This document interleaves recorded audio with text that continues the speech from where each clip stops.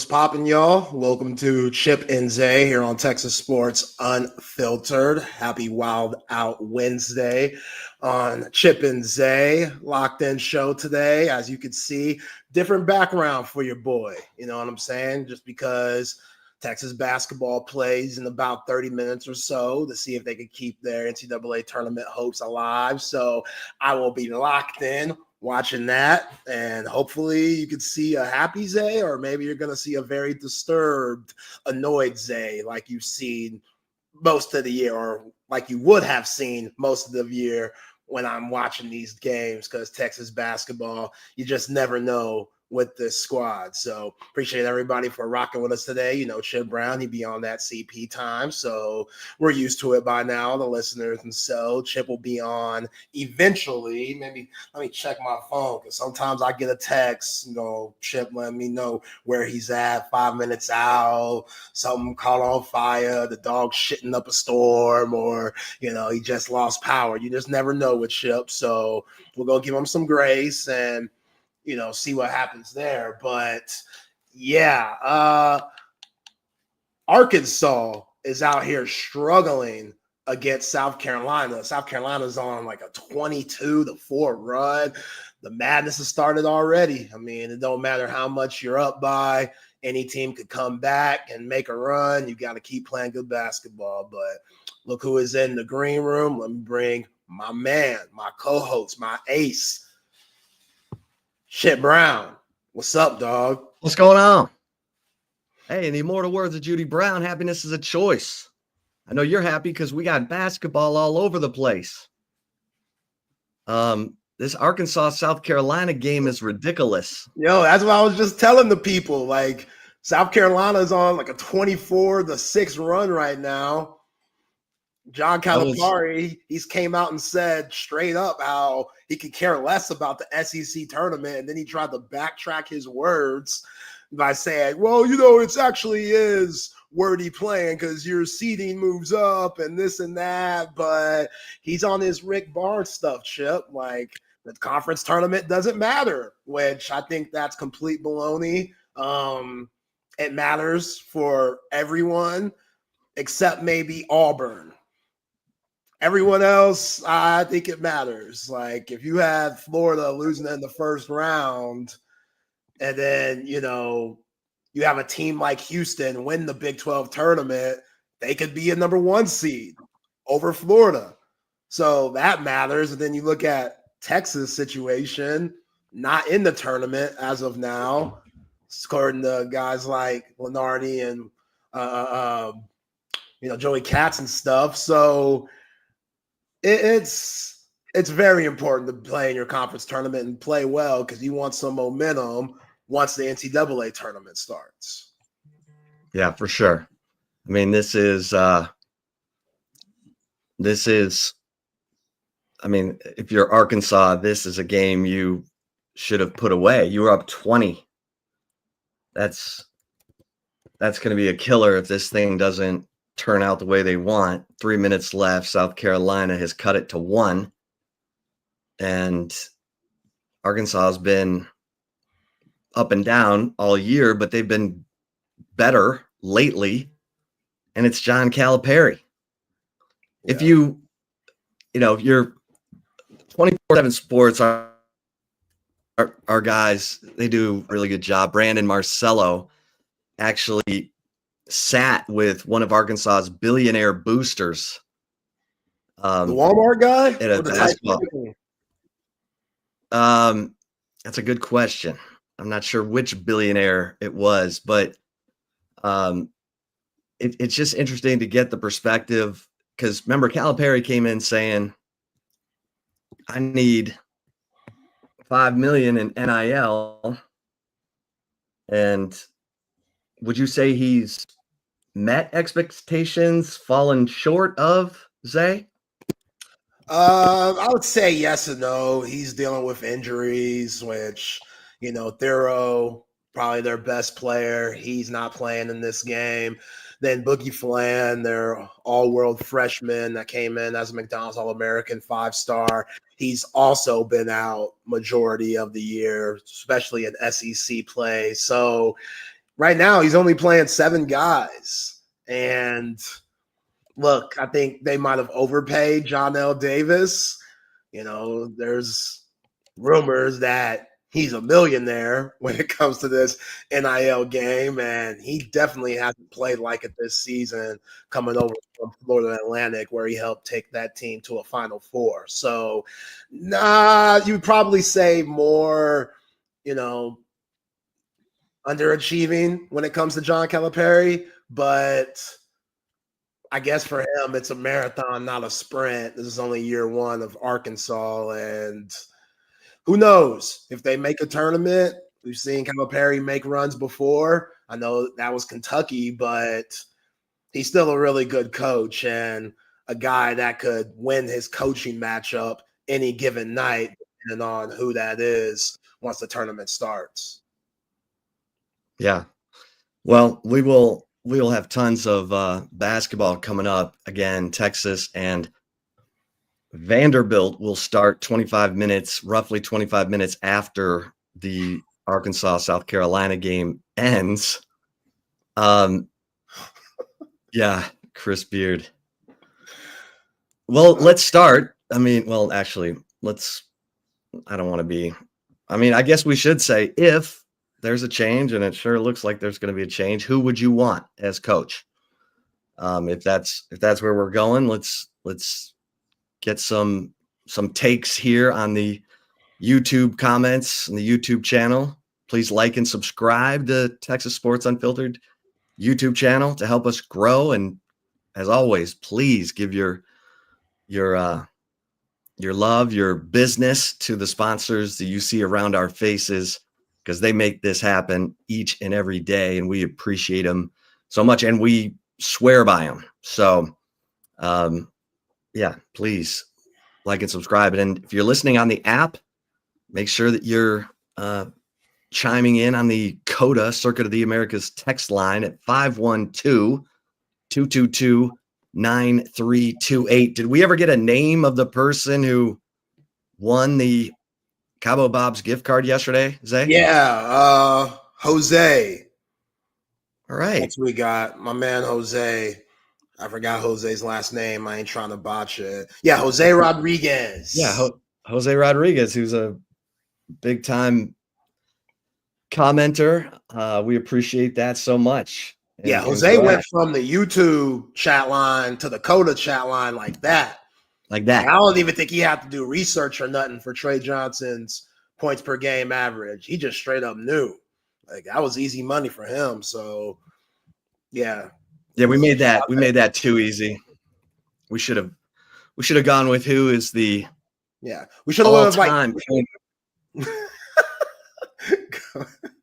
we should have went with Brad Buckman's point per average throughout his Texas career. Something a little more difficult. Just some random Texas player that. Well, I was going to say the all-time points per game leader in a season, who played in the 50s. Yeah, that's guy maybe playing against mailmen and milkmen. Well, real quickly, because, we're down to the nitty-gritty here. We got about I'm late. Let me get on. Okay, we've got a timeout. 42 seconds left. Arkansas up 66-64 on South Carolina at the SEC tournament. Yeah. Texas will play after this game, roughly 25 minutes after this game. And Zay, what are you seeing in this game? Like, how has South Carolina gotten back into this? When you only play 7 people for John Calipari in Arkansas, you can see them legs giving out in the second. You're not playing as hard, not because you don't want to. It's just because, again, the legs aren't there. You aren't rotating as many guys. So South Carolina, who is rotating guys, they're playing good basketball. And Chloe Kitt's boyfriend, Colin Murray Boyles, that dude, he's been going to work. He's really good. Like, I was getting after him yesterday or the day before because he is first team all SEC, which I don't know how any player could be first team all SEC when you go 2-16 for your SEC record. But again, he's that good. And he's one of those guys that you can see playing in the association because, he's a knocked off, bootleg, great value version of Julius Randle, which nothing wrong with that. Like if somebody said I'm a knock-off, bootleg, great value version of, Derek Coleman or something, I'd be stoked. Zach Randolph, let me get a darker brother in there. Zach Randolph, I'd be stoked. That's a compliment in my book. So, yeah, he's been balling. And again, just Arkansas, this is what they've done to what you just said. This is what they've done all year long. They've just been really inconsistent, and guys that are getting paid big time money haven't been playing up to that standard. Yeah. Well, it's a great time of the year. There is no doubt. The conference tournaments feeding into the NCAA tournament. What did you think of the Gonzaga thing? Yeah, Gonzaga yesterday. Yeah, you said you like that coach, the St. Mary's coach.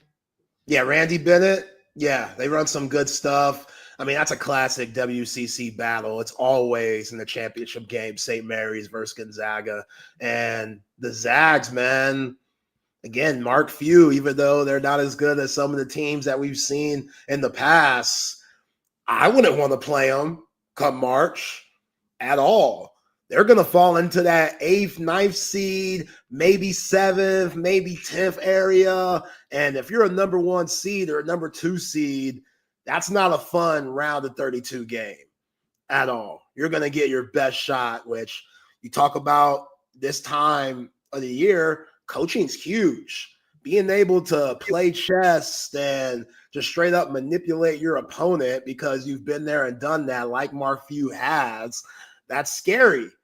That's terrifying, whoever gets to face them. So even though their first game is going to be tough if they're an 8-9 matchup or 8-9 seed, they just still play Gonzaga basketball. They might not have those 5 stars like Jalen Suggs or, big time players like Drew Timme, but Mark Few's always going to have guys and he's always going to coach them up. They did that last night. It was a slobber knocker affair, but yeah, Gonzaga came with that title. Arkansas is going to win this game because South Carolina's best shot, I guess, was a 25-foot 3-pointer. You gotta take it. You gotta shoot that. You gotta shoot by Jamari Thomas. He was open. He missed everything. He almost broke the backboard on that shot. So Arkansas then hits 2 free throws. They're up 70-64 with 17 seconds to go. Arkansas doing that weird thing they do. What's that called, Chip? Where they're like, they're calling the hogs. Yeah, calling the hogs. That's so whack. Well, part of the reason Arkansas let South Carolina back into this game is because Arkansas missed 1, 2, 3, 4, 5, 6, 7, 8, 9, 10, 12 straight shots spanning a 12-minute stretch. From the 14-minute mark to the 2:37 mark. That will do it, folks. Yeah. That will let you back into a game. So looks like Arkansas is going to finish off South Carolina. Hey, you see my guy Kurt Boyle's his article that came out talking about Billy Donovan as one of the candidates? I didn't read it. Did you read it? I read a little bit of it. Where the hell did that come from? I don't know. Because now people are saying Billy Donovan. And I'm over here just like, the Bulls seems like a good job. Like, they're not worth a flip. They're in rebuilding mode, but like, what is he going to do? Just stop coaching? Like, you know what I'm saying? They're not going to make the playoffs, so there's that. But Billy Donovan's an interesting name. If you would have said this 5 years ago, I'd be a little bit more on board. Now, I don't know. And my guy Nick, shout out to my man Nick. You can find him on Twitter at the Nick, which the NI is N1 CKM, big time Texas basketball fan. This guy, he he reminded me of Kevin Durant and Billy Donovan not getting along so much during Billy's first few years at OKC, which I don't know if that would play into it any. You know what I'm saying? I'm sure Kevin Durant has a little bit of a say when it comes to the next coach being decided, but also I wouldn't count on that. What, Billy Donovan or Kevin Durant? Kevin Durant having much of a say. Del Conte works. I mean, it maybe Del Conte, grabbed. That's just not his style, though. To talk about a coaching change before it's absolutely upon us. He's very good about that. He's not sloppy. Let's put it that way. That's why I've been saying all week, I'm mystified by the Will Wade rumors, but I know now why we're hearing the Will Wade rumors. It's because Will Wade is putting it out there that he wants the Texas job. I mean, I'm hearing Buzz Williams is tired of Trev Alberts and he wants, he would consider a better job. He thinks he's Schloss. What's that? No, Buzz Williams thinks he's Jim Schlossnagle. No. Yeah, that's not the same. It's not the same. That's not like if you compare, Will Wade or Buzz Williams to Sean Miller, who's been a coach for 20 years and finished first in his conference 8 times, been to 2 Final Fours,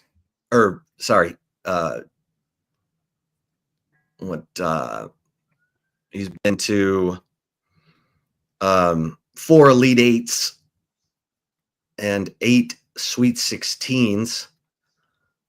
That's pretty good resume right there. So you like Sean Miller?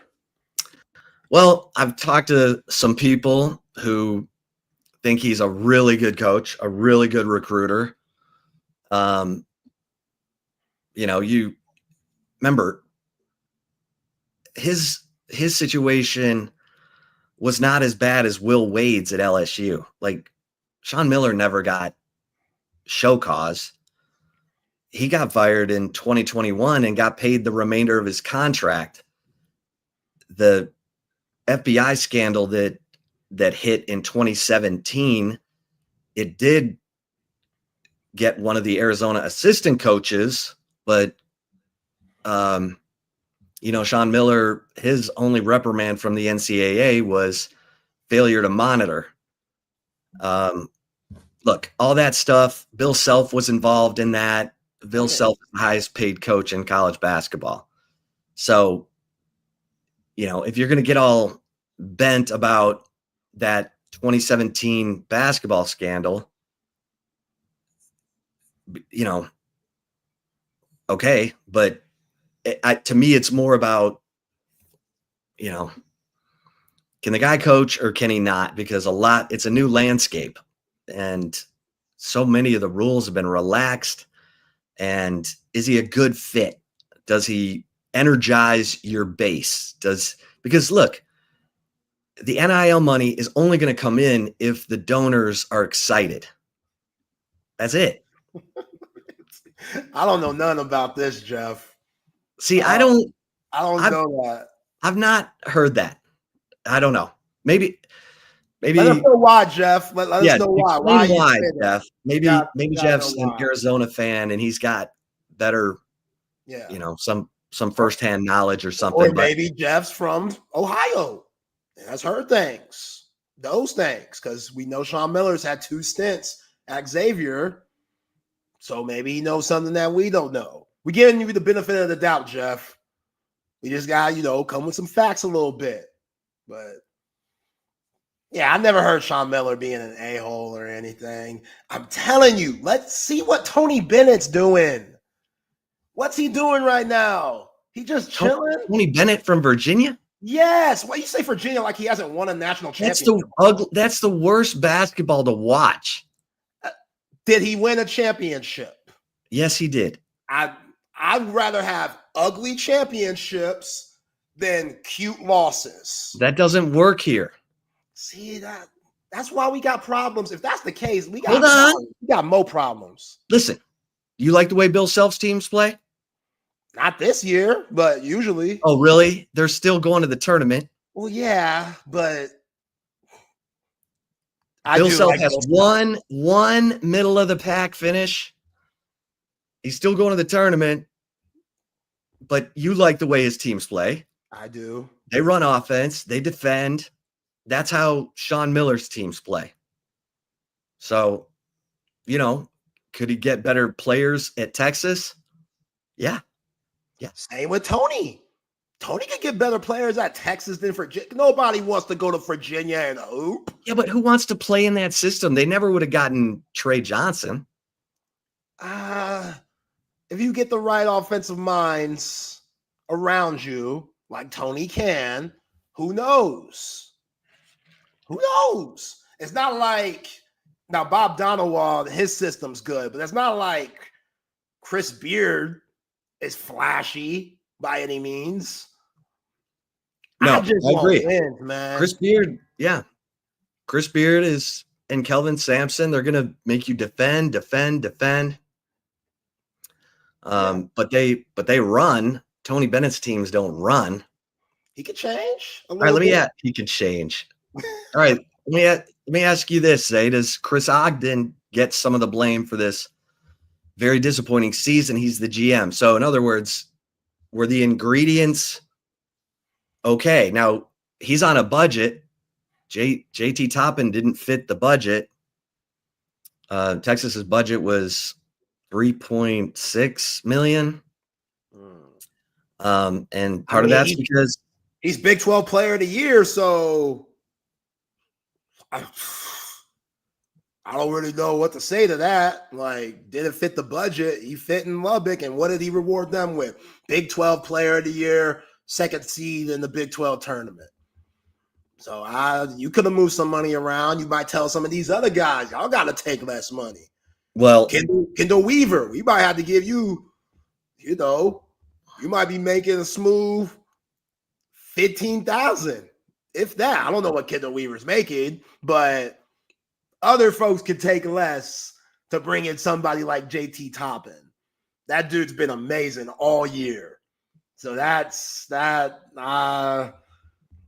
If Ogden gets his son here, then forget what Chris Ogden did this year. Yo, his son can ball. His son is better than him. Oh, yeah. He'll admit that. Yeah. He will readily admit that. His son is a lot more sudden than CO was. Yeah, I don't know where he got the athleticism either. I've seen highlights of him dunking and stuff. I'm like, I don't remember Chris Ogden doing anything like that. Right. No, he was kind of a plotter who could shoot. A plotter. Right? Oh, yeah. Yeah. If I'm lying, I'm dying. Absolutely.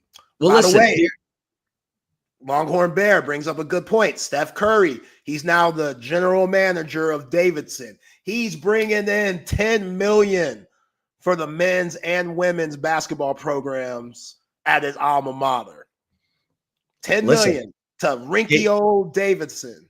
KD and Chris Ogden know each other well. I'd say bring in TJ Ford in that equation too. Absolutely.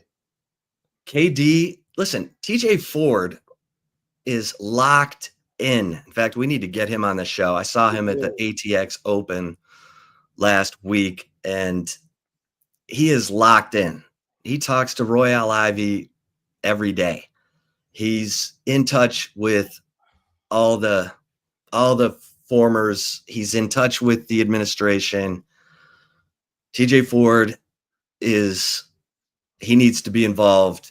If we're going to do this GM by committee, Kevin Durant, TJ Ford, Chris Ogden, because Ogden knows the big money people. Now, if the big money people don't want to give to Rodney Terry, that's a problem. And that's a problem. So that's part of the reason this thing's fizzling. So with what Texas could do with 3.6 million, there was a lot of stats on the stat sheet in that class. A lot of points per game, a lot of guard play that you're supposed to win in March with guard play. But I mean, let me ask you this. What's the fear with Royal Ivey? He hasn't done it. Okay. Like, he's never been a college coach. All of his coaching is in the NBA. Okay.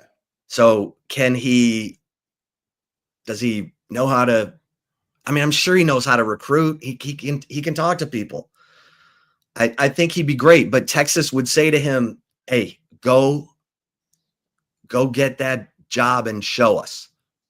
And then let's talk.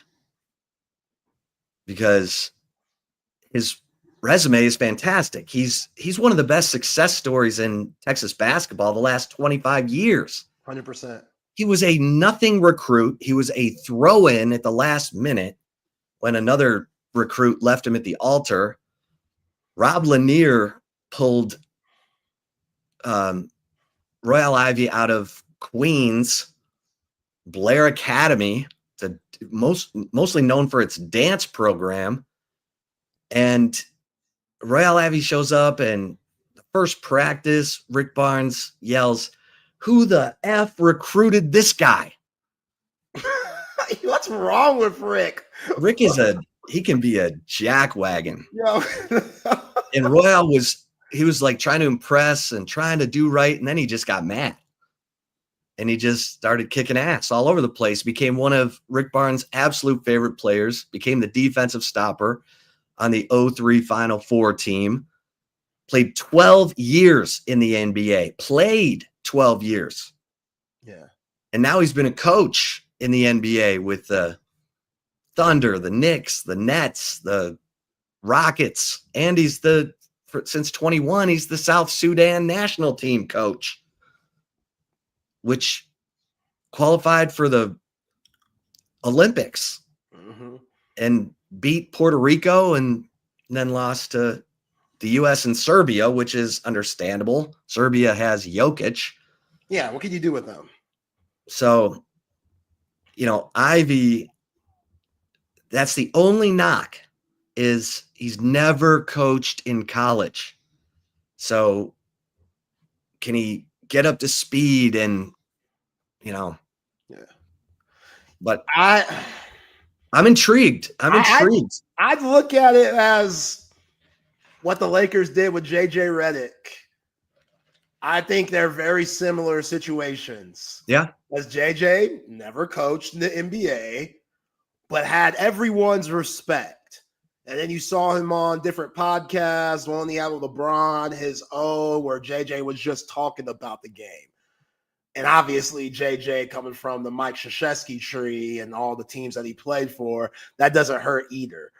But I'd look at that situation and I'd be like, maybe his Royal Ivey thing, it's not too far out of reach. Because again, you could get guys that have been there and done that as your assistants. Like that's what Redick has done with Nate McMillan and Scott Stiles. Both of those guys have been coaches in the NBA before at the head job. So if Royale could get a team together that's been there and done that, right, and that could show him different things. Now, obviously, you know me, we going to Africa to get some of these brothers, man. Some of these 7'2", 7'10" wingspan. We're going to put you in charge of African recruiting. I'll take that. I'll go back to the homeland. You know what a player looks like. Let's go. Yeah, absolutely. Absolutely. All I got to see is Big Kenya walking down the street, 6'10", 6'11". Might never played basketball before, but you could teach someone how to rebound and block shots. That's all we need. When was the last time Texas basketball had a shot blocker? a legitimate like a legitimate shot blocker. Jared Allen. And what, Shaka? Did Shaka even go double digits with Jared Allen? Double digit 11 wins? and 22. Okay, barely. So that's a long time. Jared Allen seemed like he almost on his third contract right now in the NBA. So I'd really take a look at Royal Ivey. And you're right, him not having the experience coaching in college, that does mean something, especially if Rodney Terry doesn't have the job anymore. You want to find someone that everyone can agree on. But at the end of the day, not everybody's going to agree. It's just, I don't know. I don't know where they go. Like, it's one of the more interesting. Well, what would Sean Miller do for you? That'd be high. I'd make a lot more calls before then. I mean, TJ Otzenberger, them boys ain't having the best season. Like, it is Ames. I don't know if he has that Matt Campbell identity to him where I just want to stay here in this Ruthie Poot ass town my whole life. I don't think so. I wouldn't think so either. He just redid his contract. It dropped his $16 million buyout to $4 million. Who did? Otzelberger. Interesting. But I was told, is he a fit? What does that mean? What's a fit? You gotta be able to energize the money guys, man. I know it sucks, but you gotta have the personality to work the room. That's why Tom Penders was, no, remember when they used to do the post game in the Burn Orange room at the Irwin Center? Yeah.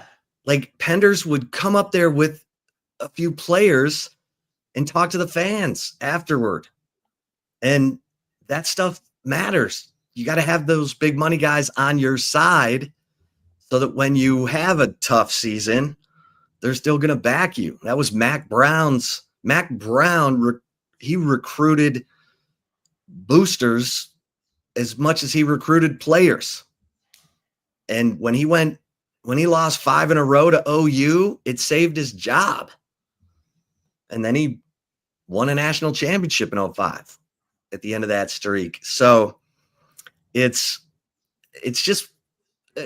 part of it. It's not great, but it's part of it. And, there are guys who can do both. So it's going to be interesting. Billy Donovan, I've heard his name since Barnes left. And, there were times he was in Orlando. Yeah. I think when Barnes left, he should have wanted to leave at that point. But I don't know why he likes the NBA so much. He's a college coach. Like that dude. Well, you see them have success in the league. No, Kevin Durant hated him. Russell Westbrook hated him. Why are these big-time superstars not liking you? Because you can't treat them like you treated Joakim Noah and Corey Brewer and that legendary Florida team that you had, 06, 07. Can't treat guys like that. You Shaka Smart as an assistant. There we go. I forgot about that. Oh, man. That team was so good. God, that team was good. I hated Joakim Noah. A lot more respect for him now, but he was perfectly dirty for that team. Al Horford? Yeah, Al Horford, his old ass still playing. That was a loaded team.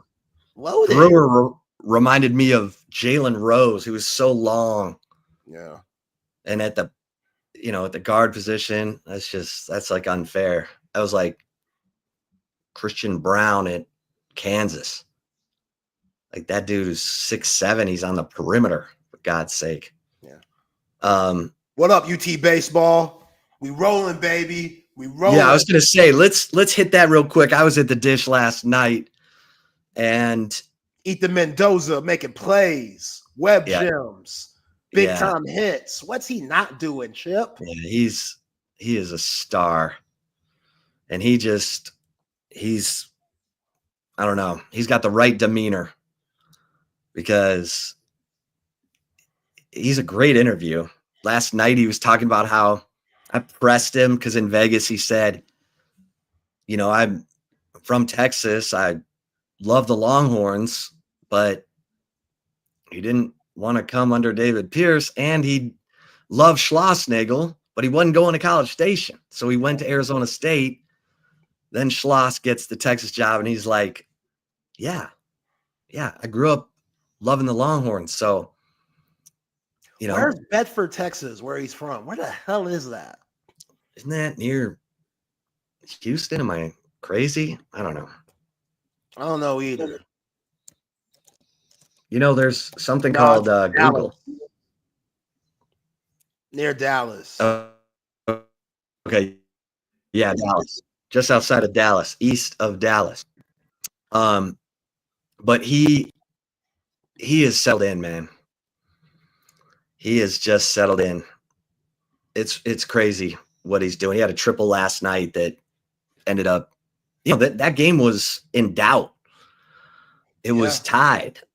Eighth inning? In the eighth inning. It was tied going into the eighth inning. And then Texas scores 4 runs in the bottom of the eighth. And it was, Mendoza's triple down the right field line that brought in 2 runs.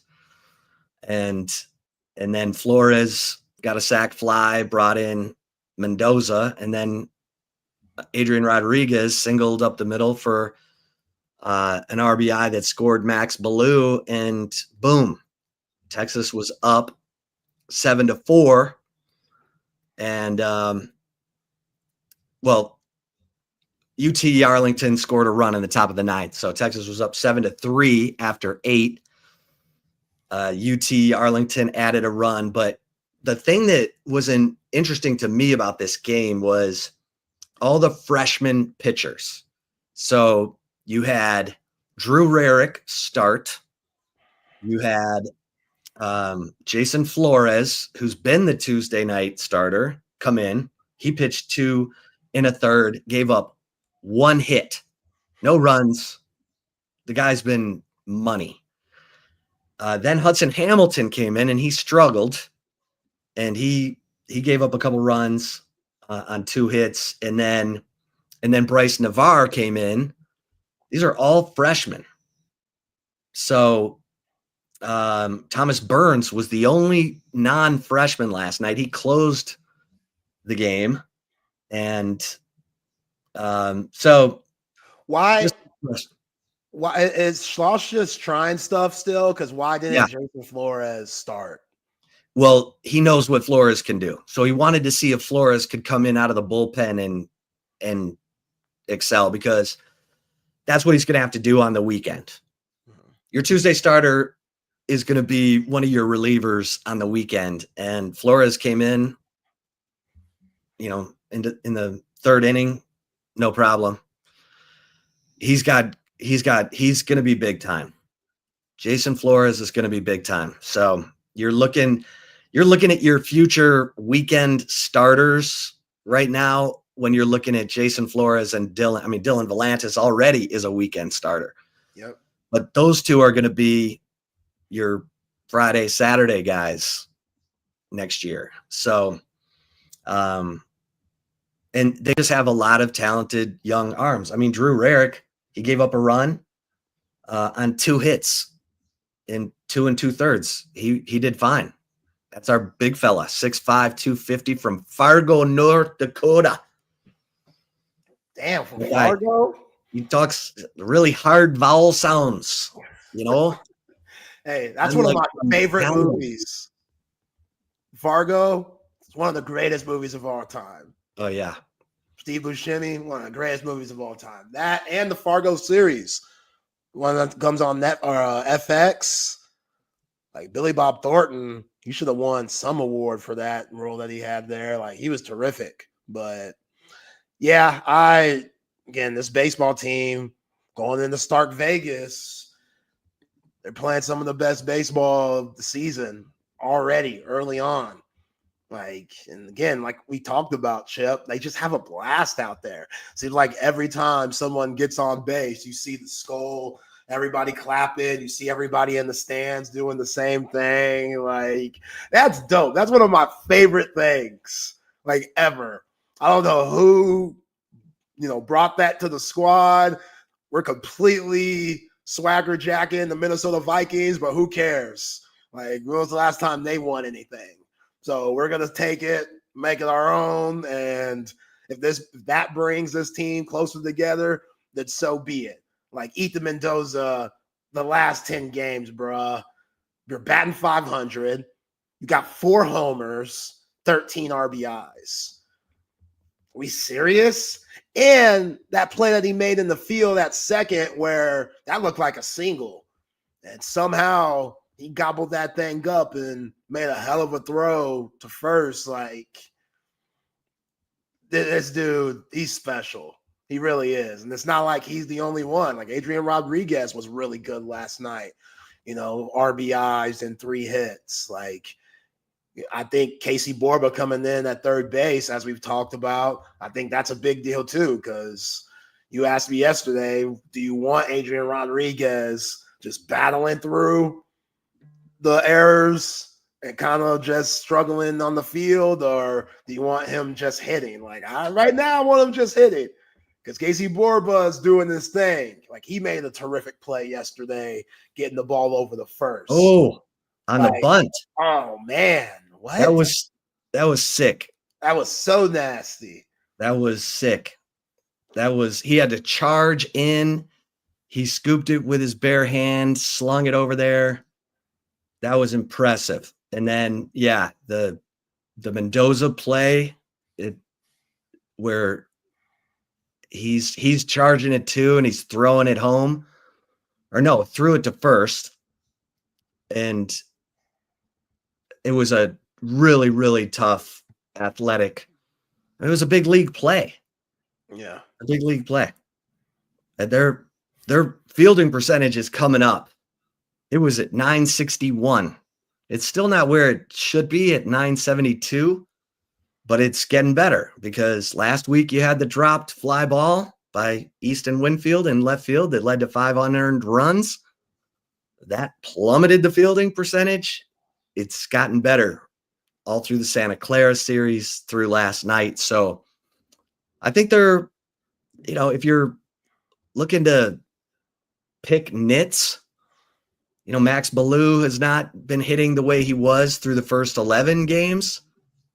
And Rodriguez looked like he got his bearings back, because I asked him last night, I said, how's it been adjusting to playing third to being DH? And he's like, it's an adjustment, because you're not playing. You just have to stay locked in the whole time. And I think that caused him to struggle for a few games, but he was 3 for 5 last night. Looked good. Had the huge RBI single.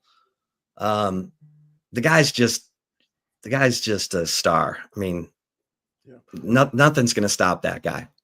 Rylan Galvan took the night off. Who was the brother behind the mound? Yeah, Service Oliver. Yeah, who was that? Oliver Service. Man, he is. The team says he's one of the funniest guys on the team, and he is stout. Yeah. He's like ripped. Struggled to the plate, 0 for 2, but Cole Chamberlain came in and he had a chance. The bases were loaded. Knocking some runs, and it's all good though. He hasn't got any reps. Right. Like, what the hell? He's going into the fire. I'm glad that Riley Galvan's getting the rest, because when you play catcher, that's a lot. They're going to need him for all 3 games and start Vegas this weekend, especially with the way Rylan Galvan's been playing. Like, he's been solid, really solid this season. So yeah, he was struggling. He was batting 176 after the first 6 games, and then he's turned it on. And Rylan Galvan, he's getting it done. Let's see, his average is up to he was batting 176. Now he's at he's batting 278. So his batting average has gone up 100 points in the last 8 games. So yeah, he's definitely picking it up, and he's tied for the team lead with home runs with Will Gasparino and Ethan Mendoza. They all have 4. And how about Jalen Flores? Already has 10 doubles in 15 games. Dude has 10 doubles. He's a doubles machine. All right, the Longhorns are on the court. They're saying tip time in 4 minutes and 34 seconds. So hold on to your bootstraps, kids. This is going to be like the Manning cast. You want to see? Yeah, bootleg version. You want to see my man Jay's head explode? Oh my God, I can already get dialed in right here. In fact, we should probably get some. Let's get some mentions in before we get into the game. You know, like AV consultations. Here's the thing I love about Tom McKay and AV consultations. First of all, they've put, you know, big screen TVs into 3 different houses for me here in Austin, and they're the pros. I thought I needed a 100-inch screen. Tom's like, no, you need an 85-inch screen for that wall. He's going to tell you what you need, what you don't need, and he's going to bring you the best price on big screen TVs. He's going to bring you the, you know, Sonos surround sound, the top equipment, and they can do surveillance. They can do electronic shades, new lighting. They can do a full-blown new media room. So Tom is the guy. You don't have time to be lugging TVs around town and punching holes in the drywall. Just call 255-8678. Write that down so that when you're ready for the big screen of your dreams, there's only one call to make. 255-8678. And cover 3. I mean, what a spot cover 3 is for the next few days with the conference tournaments going on. You're going to go get great food. Brick chicken mac and cheese, Sean Adams prime rib sandwich, the Chop House burger. I mean, the Ruby Trout. There's so many great things on the menu. The ribeye tacos, the drinks specials, ridiculous, so good. So get to cover 3 right there in Anderson, up north in Round Rock, and of course cover 2 at 183 in Lake Creek. And McCall Custom Homes. If you're looking to redo a room in the house, whether it's a bathroom, kitchen, could be anything, give Mike McCall and McCall Custom Homes a call and let them come over, see what you're thinking about. You're going to be so impressed with their vision and your vision coming together, making sure that you get exactly what you want, because Mike's about custom home building. So all the details are going to be perfect. They're going to be right the way you want them. And just go to McCallCustomHomesATX.com and, you know, add value to your home. That's what McCall Custom Homes does.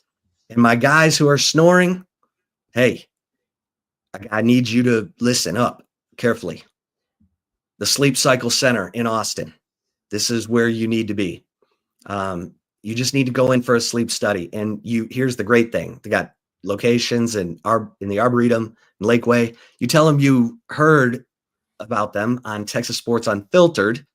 They're going to give you $100 off your sleep study or a weight loss program. But you need to get evaluated so that you know what you're dealing with here. Because if you have severe sleep apnea, like this sleep study is going to tell you how much actual deep sleep you're getting. and how many times you're waking yourself up from your snoring. Like, you don't know because you're lost in la la land. That's why these sleep studies are so important. So get into Sleep Cycle Center. Go to sleepcyclecenter.com and tell them Texas Sports Unfiltered sent you. They're going to take $100 off your sleep study, which is the first step in getting diagnosed with whatever it is you have. So sleepcyclecenter.com, set up your appointment. And of course, a little seafood over there at Salt Traders Coastal Cookin'. How about a little happy hour, 3:30 to 6:30, 3:30 to close happy hour on Mondays, but best selection of raw oysters. The food it's the best seafood in Austin, Texas. And it's not crazy expensive like some of the other restaurants in town. This is Jack Gilmore, who gives you Jack Allen's Kitchen. It's great food, and it's not crazy break your bank prices. And get in for happy hour, you're getting $5 off the appetizer menu, which has the crab cake, the mussels, the grilled oysters, the New Orleans barbecue shrimp. Come on. Salt Traders Coastal Cooking right there at Zilker. Rolling Wood in Mopac is the exit, and up north at Old Settlers. All right, Zay. Yeah, Carson gonna ask us, is Rodney Terry on the hot seat? Is my skin as black as night? Yes, he's on the hot seat. It's asbestos. About the new coach. Who the new coach could be? Absolutely.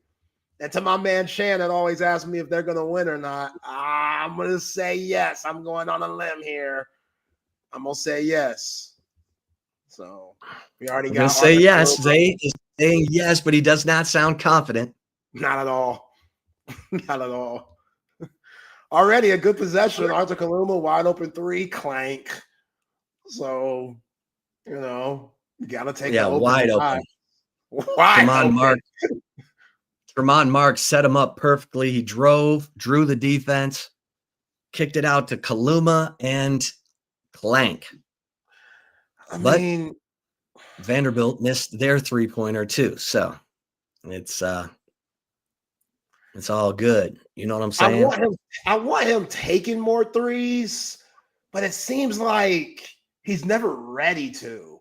Like, it seems like when he catches it, he's open enough where he's like, I guess I have to shoot this. Like, he's been a decent 3-point shooter, and then he got hurt, and he just hasn't had the confidence to really hit them. But you got to take those shots. That's kind of what we've seen with Texas women. Like, their inability to hit threes has really hurt them this season. And I think it's going to hurt them once March comes around, Trey Johnson ended his 0 for 14 spell. He has hit. He's 1 of 1. He scored on a layup. Texas leads 2-0. That's nice. After going 0 of 14. Yeah, full layup, man. Like, that's how you get out of it. Like, get to the hole. Yeah, get to the rack. Because he settles way too much at times. And then when he drives, sometimes he could be a little out of control and just throw it up. Like, dude, you're 6'6". He's not Vince Carter athletic, but he has enough athleticism to finish. And we've seen him do it before. But in that game against OU, everything wasn't working. So I'm glad that he's out of this slump that he was in, and maybe he could use that to go on the roll today because the Horns sure do need it. Well, Zay is taking the Longhorns plus 2.5. Yeah, I'm taking it. I don't know what to do because these guys scare me to death. Every game, I don't know what I'm getting. Last game, everybody showed up. Uh-oh. See, like, why do you have Jordan Pope guarding Jason Edwards? Third team all SEC. He's their leading scorer with 16.9 a game. So might as well say 17. And we're going to put our worst perimeter defender on him. Yeah, he drew that. Are you trying to get fired, Rodney? Like that stuff like that. That's the stuff I'm talking about, y'all. That's what I'm talking about. Trayvon Mark is here. Now Pope comes out. Now he comes out the game. So you're just kind of like, all right, well, that was fun. It's been a good 2.5 minutes for you there, Jordan Pope. Like, and he always fouls by jumping for blocks. Jordan Pope, you're 5'11". Right. What are you trying to block? Why are you trying to block shots? Oh, the step back J from Trey Johnson, no good. And then he fouls. He might have 2 already. I don't know. Like the first foul of the game. No, he's got 1. Okay, good. I don't know who that was on then, that first foul, but because Trey was in the area. It was Shedrick. Yeah. Okay. Pope, Johnson, and Shedrick each have a foul. And that's another thing, Chip. They just foul so much. Wow. Like you look at a lot of these losses that they've had, they've gotten killed when it comes to the free throw differential. You know, just putting guys on the line, giving them easy baskets because either guys just aren't moving their feet well, guys aren't hustling enough, or guys are just flat out of position. And you can put all 3 of those together at times, but if you're not in the right position, if you don't know your opposing team's personnel as Arthur Kaluma turns the ball over, that's what gets you got in games. Like, you got to understand every single player on the opposite team, what they do well, what they don't do well. You got to play to what they don't do well. If I know a guy is a good 3-point shooter, but he can't make moves off the dribble, I'm going to play him a little tighter so when he catches the ball, he is forced to put it on the floor, something that he doesn't like to do. You saw in the last game against Oklahoma, Goodine, who hit that clutch 3 late in the second half to give them a 6-point lead, and the Sooners end up winning it. Why are you helping off that guy?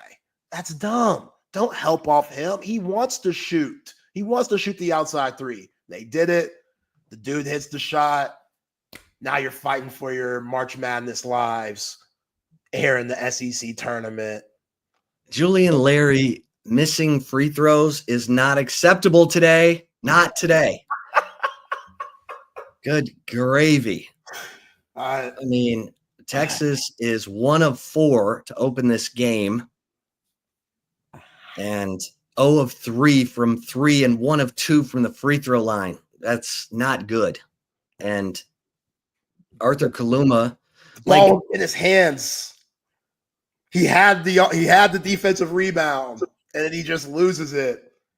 And then Trayvon Mark almost makes a good hustle play by getting a steal, and it goes out of bounds. So you're giving Vanderbilt extra possessions because you can't grab the ball. Like, come on, fellas. Like, this ain't the time to be bull cornering around. Like, every loose ball you got to have. Like, Vanderbilt isn't as desperate as you. They're in. They got their 20 wins. Like, they might be a double-digit seed, but they're in. And here comes Jalen Carey, who killed the Horns last game at Vanderbilt. Like, he dominated that first game. Just offensive rebounds, being tougher. Like, he's not even that good. His brother was way better. Vernon Carey went to Duke, was a 5-star player, McDonald's All-American. I don't know what he's doing in the NBA now, but there's Arthur Kaluma missing another 3-pointer. And there they go fouling again. See, here's the thing. Texas, they just don't look settled. Like, they don't look like they play off of each other at all. I mean, Tremont Mark, I like his energy today. Why isn't he handling the ball more? Oh, we've been saying that all year. I know. And it's frustrating. That's what I'm saying. Like, this is this one of those situations where our guys getting paid more? So if you're Rodney Terry, you feel obligated to play them? You better not be. You can't have that mindset. You're trying to survive as the coach. Yeah, like this is you got to do what's best for your team, no matter what. And like Pope has that bad sequence, gets pulled. In comes Julian Larry. Like, just give the ball to Tremont Mark and let him make things happen. Let's see how that looks for a minute. Yeah. Like him and Trey Johnson, they could be your point guards. Trey Johnson's a good enough ball handler. He's a good enough passer to make plays. Like Julian Larry, and I really hate going at Julian Larry because he plays hard. Like he plays with the right heart. He plays with the right passion that you want to have. Julian Larry is a mid-major player. He is a mid-major player. He is not a big-time Power 5 guard. He's just not. Jordan Pope, he's solid, but also he does dumb things, and he's a shooting guard in a point guard's body. I always compare him to AJ Abrams, but the difference that Rick Barnes, that Coach Terry doesn't have, Rick Barnes made sure AJ Abrams was playing the 2 for him. You didn't see AJ Abrams bringing the ball up the court. When they went to the Elite Eight, who was the point guard there? DJ Augustine. AJ Abrams was a 5'10 shooting guard that had a really good career at Texas. Oh, ridiculous. Yeah. Like, look at it. Yo, AJ Abrams now, he's probably gained 50 pounds since his playing days at Texas. That dude, he's like Mike Huffswole selling houses here in the ATX area. Like that guy, he might be the closest thing to Chris Clack, in my opinion, when it comes to the best players out of Austin, Texas. He's right there. I've seen AJ Abrams, McNeil High School, different. Oh, I'll never forget. I'm out there at UCLA, and he had Russell Westbrook face guarding him. Yeah. And I think he went 1 of 15 or something. Oh, yeah. And that's understandable because Russell Westbrook is a fiend. And imagine Russell Westbrook in college. Like, we know how much energy Russell Westbrook has. He was relentless, and he's so much longer and bigger than AJ. AJ was amazing, though. His release was so quick. And so quick. He and Kevin Durant are the top scoring duo of all time at Texas. No two players. We got some celebs in the house, man. They show Tristan Thompson supporting his Longhorns, sitting next to Darius Garland.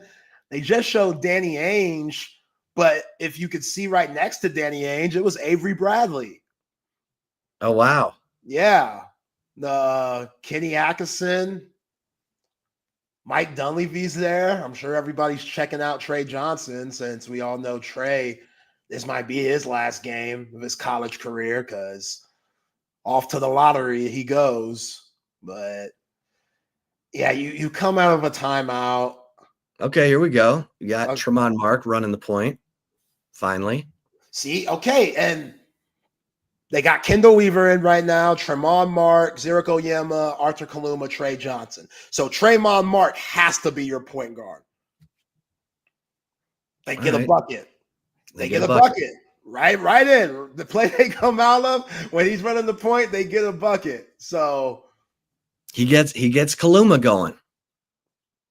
That's good. That is good. Carry throws the ball out of bounds, turnover, Texas ball. All right. Right now, you've only had 3 Texas players attempt a shot. 3. And now each one of them has made a shot. Kaluma's 1 of 4, Tremont Mark's 1 of 2, and Trey Johnson's 1 of 2. But and I'm okay with those 3 guys shooting it.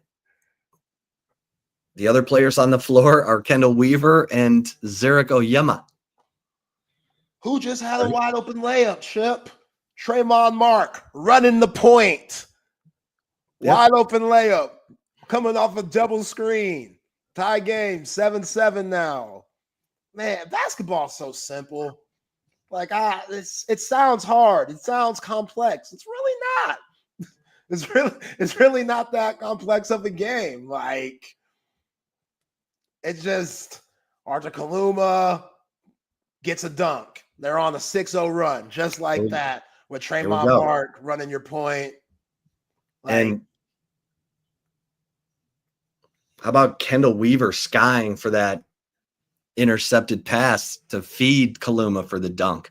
X factor. Kendall Weaver getting an assist. Kaluma just be fouling. I thought he was going to be better. I don't know what I thought he was going to be, but he's another guy. Zurich Onyema, good mid-major player. You know, like certain guys, they just get to this level. And again, SEC, this is the best conference in college basketball by far. Maybe the best conference that we've ever seen, like going back to those old Big East days in the 80s and ACC days in the 90s and the 2000s. Like the SEC, they are the cream of the crop. But Zurich Onyema, he should be better. You know, like he's the strongest, I don't know what. Doesn't have the best offensive game, but his defense, like he's always getting into foul trouble. He's always like, when you're that big, you don't need to jump at every block or block attempt or block, situation like that. You don't have to. Sometimes you got to hold your ground, take a charge every once in a while. Like this Texas team, they don't take many charges, man. And if you want to be a good defensive team, Tremont Mark hooping. Tremont Mark running the point. RT, man, that's just, why now? Why now? Like, Kendall Weaver being out the lineup shouldn't give you motivation to now play Tremont Mark at the point at all. Like right now, Texas, they're balling. They're balling. Kendall Weaver's giving them juice, getting rebounds. Just had a great pass to Caden Shedrick, 10-0 run in the last 2 minutes and 30 seconds. Like, come on. Meanwhile, Vanderbilt has gone 0 for 6. They have one player who is connected on a field goal attempt, and he's not even in the game. Edwards. Everyone else, 0 for. Yeah, they keep running. They've ran the same play the last few times. They run this double high screen where Tremont Mark comes off of both screens. And that's pretty hard to guard because the bigs who are guarding the screeners, one of them has to make a decision. You never know which one it's going to be. Is it going to be the first screen or is it going to be the second screen? But one of them has to make a decision. Am I going to edge? Am I going to switch? Am I going to play drop coverage? Am I going to ice him? Are we going to double him? And I'm sure Vanderbilt, they're going to make an adjustment on it after they see it multiple times. But Julian Larry throws the ball smooth out of bounds. This number 2, Collins for Vanderbilt, who's defending Trey Johnson, MJ Collins. He's doing a good job. He's face guarding him. He is committed, and it's making life difficult. Texas is really going to have to screen hard to get Trey open because this dude is committed. And again, like, you're playing good D, but you have Trey in the game. Trey, he has his layup, but he hasn't necessarily gotten going yet. Why would you take Tremont Mark out that's gotten into a rhythm? Right. Like, why you take Trey out? Ooh, Caden Shedrick. Yeah, Caden Shedrick said, have some. Caden Shedrick, a great pass by Trey Johnson, running the point. Vanderbilt is now 2 of 12, by the way. Yeah, great pass from Trey Johnson on the dunk. But like, this would be the time to give Trey Johnson a little bit of a breather and see what Tremont Mark could do, especially since he's on this heater. You know what I'm saying? Like, no, I don't get it. I don't really understand that, especially when you put Julian Larry back in the game. Like, is Kendall Weaver on a minutes restriction? Right. Like, I never heard anything about that. So why, Kendall Weaver is a big reason why you got that boost and went on that 10-0 run. Right now, the 5 on the floor for Texas, Julian Larry, Caden Shedrick, Trey Johnson, Devin Pryor, and Jason Kent. You've got Tremont Mark, Kaluma, Weaver on the bench. Get the ball. But Texas is up 15-9 with the media timeout. So they're on a 12-2 run, the Texas Longhorns. As you, if you're just joining our Manning cast of the Texas Vanderbilt SEC Tournament first round game. Oh, Trey Johnson. What a pass. He's had a couple of shots go in and out, literally. Like see Caden Shedrick doing the "you're too small" thing. You're not good enough for that, Caden. You're not good enough for that. Yeah, you're not good enough. You got to be the man to be doing all that. Like, you're fighting for your tournament lives. That's what I'm saying. These kids, this generation, man, like, why are you getting over your skis? Be humble. Stay humble. You don't want to piss anybody off either. Like, right now, if you win today, cool. You still got to beat Texas A&M. Like, winning today will not do it. You got to beat A&M, and you got to get there first. So, again, Caden Shedrick, a part of me likes the swagger, but also don't awake a sleeping giant here. If I told you with 10 minutes and 23 seconds to go in the first half that Texas was shooting 50% and Vanderbilt was 2 of 13, 15% shooting, 0 of 7 from 3. Of course, Texas is 0 of 5 from 3. Kaluma's missed 2, Trey Johnson's missed 2 threes, and Tremont Marks missed a 3. But if Texas is shooting 50%, Vanderbilt shooting 2 of 13, you'd probably expect to be up by more than 6, right? Yeah. Yeah. They've already sent Vanderbilt to the line 7 times, and Vanderbilt has hit 5 of those. But Texas has doubled Vanderbilt on the rebounds. Texas has 13 rebounds to Vanderbilt's 6. And right now, Texas dominating points in the paint 14-4. And they're only up 2-0 in points off turnovers. Texas has 3 turnovers. Vanderbilt has 1. Vanderbilt's committed 3 fouls. 3 fouls. Texas has committed 5. So, but yeah, Tremont Mark is the key to this game for me. For sure. I liked his energy from the beginning. And so far, he's the one making stuff happen. He's the one making stuff happen for his teammates. He doesn't have an assist, which is, it's not doing him justice because he's the one making it happen. Yeah. I mean, again, we've only seen a little snippet of him running point, but when he started running point, it was effective. They went on a 10-0 run. Because he will probe. He'll go to the basket. He'll drive. You have to defend him against the drive, and he draws the defense and he creates for his teammates. No one else does that. Jordan Pope doesn't do it like that. Julian Larry doesn't. Mark's a bigger guy. Yeah. No, you're right. You're right. And don't know what RT's saying right now to his team, because obviously we got it on mute and we're doing the Chip and Zay Manning cast. But I like the little long sleeves that RT and the crew's rocking today. It's different. It's different. The sweaters? Yeah, the sweaters. That's fly. I ain't gonna lie. I like that. The KD sweaters? Yeah, man. Yeah. Jason Kent's a horrible free throw shooter. Clank. Just awful. He missed both. He shoots from the side of his head.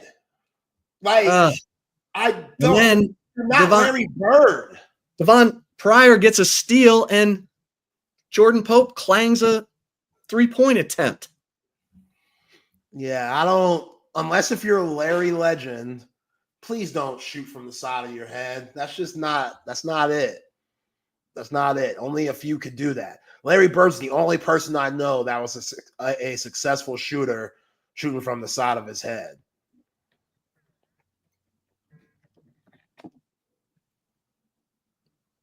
Yeah, I don't know about that, Jordan Pope. I don't know about that shot selection. I mean, it was open. He got it off before the defense could set up. So he had 21 last game. He's got to be more efficient. He's also a player that's been a little disappointing this year. I thought Jordan Pope, what you saw at Oregon State, and again, it's Oregon State, so they didn't have much aspirations. So you could play a little more freely there and not really worry about the consequences when your team's picked to lose most of the time. But coming to Texas, I'm sure it's been a big eye-opener for him. There you go, Jason Kent. Redeem yourself. Redeem yourself. Redeem. A little putback on the offensive rebound. Jason Kent didn't know this. 9 points per game in the last 7. So he's had a better second half of the season than he did early on. We forget he was hurt, missed a few games, and who knows how long it took him to get out of that little slump. But he has been better. It's just his free throw shooting. Oh my he gets God, fouled too much to be that bad of a free throw shooter. It's not good. What does he shoot from the free throw line? I don't even know. I know it's just not good. Let me tell you exactly what it is. Jason Kent from the free throw line. As Tremont Mark probes. See how he probes? That's how he probes. Yeah. Number 30 for Vanderbilt. What's his name? He's not bad. Manning. It's Chris Manning. Chris Manning. He had 20-something against Missouri. Or I don't know, against one of the teams that they've played recently that was a huge win. It might have been Mississippi's. No, that's not it. But by the way, Ivy League guy. Jason Kent from the free throw line, 55.6%. Lord. How about Kendall Weaver from the free throw line? 56.8%. Come on. Caden Shedrick, 63.6%. The only guys you trust at the line for Texas are Tremont Mark, Jordan Pope, Kaluma, and Trey Johnson, and Julian Larry, who's 1 for 2 from the free throw line today. He's normally 83%. Devon Pryor is 81.3%, but oh boy. Okay, Jordan Pope, and 1 pull-up jumper. Hopefully that gets him going. Caden Shedrick with a horrible block attempt. Tried to pin it off the glass. I don't know why guys do that. It's so stupid because you should be able to tell. And again, I never jumped this high, so I might be a little out of my skis when discussing this topic, but I see it all the time in college basketball. A guy goes for a layup, it hits the rim or hits the backboard, therefore you can't touch it, and then somebody runs up and pins it off the glass, and they get a goaltending call. I see that way too often from way too many college basketball teams, and Jordan Pope fouls again. Garden Manning. Yeah. So both teams are a combined 0 of 13 from 3. You got Vanderbilt 0 of 7, Texas 0 of 6. Trey Johnson has not attempted a shot in the last he attempted a shot with 10 minutes left. Now it's 7:48 left. Johnson has attempted 1 shot in the last 10 minutes. So that's how good Collins is defensively. Well, I mean, we knew that's how Trey was going to be played from here on out. Like, right. So they got to set some double screens. They got to go out of their way to make stuff happen for him. But I'll tell you what, Tremont Mark running the point is the only way Trey Johnson is going to get a sniff, but his guy's not coming off. He's not helping. And a big problem with that too, like why sometimes it could be easy to double team Trey. You got to have the player who makes the screen. You have to have him able to make a play or be able to make a play. Screen and roll or a quick ghost screen where you pretend you're going to screen and then you fall back real quick. Like that's a terrific play, but if you can't have a big or a screener that can create his own shot after that, then it's pointless and it plays into the defense's hands. And we've seen that a lot this year going against this Texas squad. Like a lot of teams have just been able to focus on Trey because they're not worried about who gets the ball afterwards. And if that person happens to make a play, they'll take it. They'll be like, okay, do that for the rest of the 40 minutes. You know what I'm saying? Like, okay, show us that you can continue to do that. And if you can, we'll tip our cap to you. But we're going to take our chances, taking the ball out of Trey Johnson's hands and having the rest of Texas basketball beat us. We've seen that with the women, Madison Booker. That's what these teams are doing. They key in on Trey Johnson, they key in on Maddie Booker, and they're having both Texas men and women, the rest of the team, beat you. Like Don Staley did that to perfection this past Sunday. And I get it. Texas women, they were fatigued due to their first two games against Ole Miss and then LSU. But this is funny. Longhorn Bear. Darby Rich is Texas's strength and conditioning coach. He was an assistant strength coach with the Cowboys when I covered the Cowboys. He gets into it, man. He is, yeah. And I love it. Longhorn Bear's like, this dude needs to put some of that energy into getting them tougher. They're the second worst rebounding team in the SEC. I mean, first off, football strip and basketball strip's different. So I'm sure for old Darby there, it's a bit of an adjustment, but you got to have size to rebound. Texas, they don't have or desire. Or what? Desire. True, that too, but because everybody can crash. Like South Carolina's whole women's team, they all crash the boards. Oh, y'all let this boy get a bucket, man. If you're just tuning in, welcome to the Chip and Zay Manning cast of the Texas Vanderbilt SEC Tournament first round game. Vanderbilt opened 2 of 15 shooting and has now hit 3 of its last 4 and has cut Texas's lead to 21-15. Tremont Mark working the point, making things happen. Shedrick struggling. Why are you giving it to him in the post one-on-one? And he misses a bunny. That's a win for the defense. Caden Shedrick inside, like what? He doesn't have a post game. He missed back-to-back bunnies. I mean, point blank. That and Trey Johnson is still missing. There your boy go, Tremont Mark, probing. Yep. With a nice little drop back pass to Trey. Jason Kent looks like he doesn't know what's going on. I'll tell you what, Vanderbilt, now that dude 22 looked like he was trying to play some football. Yeah, Jalen Carey, he's the one that killed the Horns last time. Well, he's got 0 points right now. And he looks frustrated because this foul is terrible. You got to call that. Oh, yeah, you got to call that. You got to call that. That's too hard of a hedge. And he's got He's got 2 fouls, so he's coming out. Oh, okay. Trey Johnson. Ooh.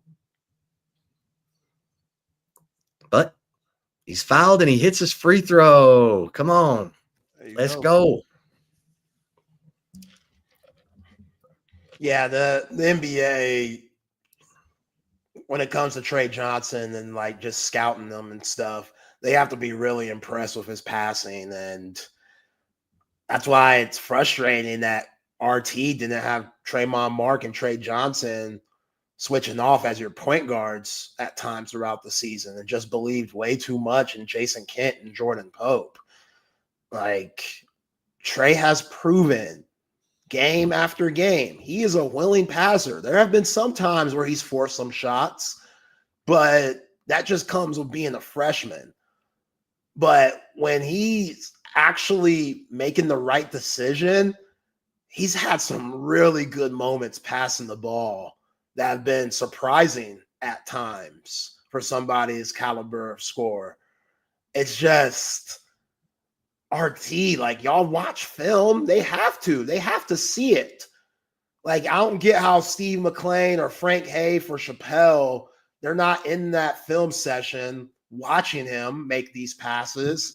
And they're just not like, oh, maybe we should try this guy at point at times.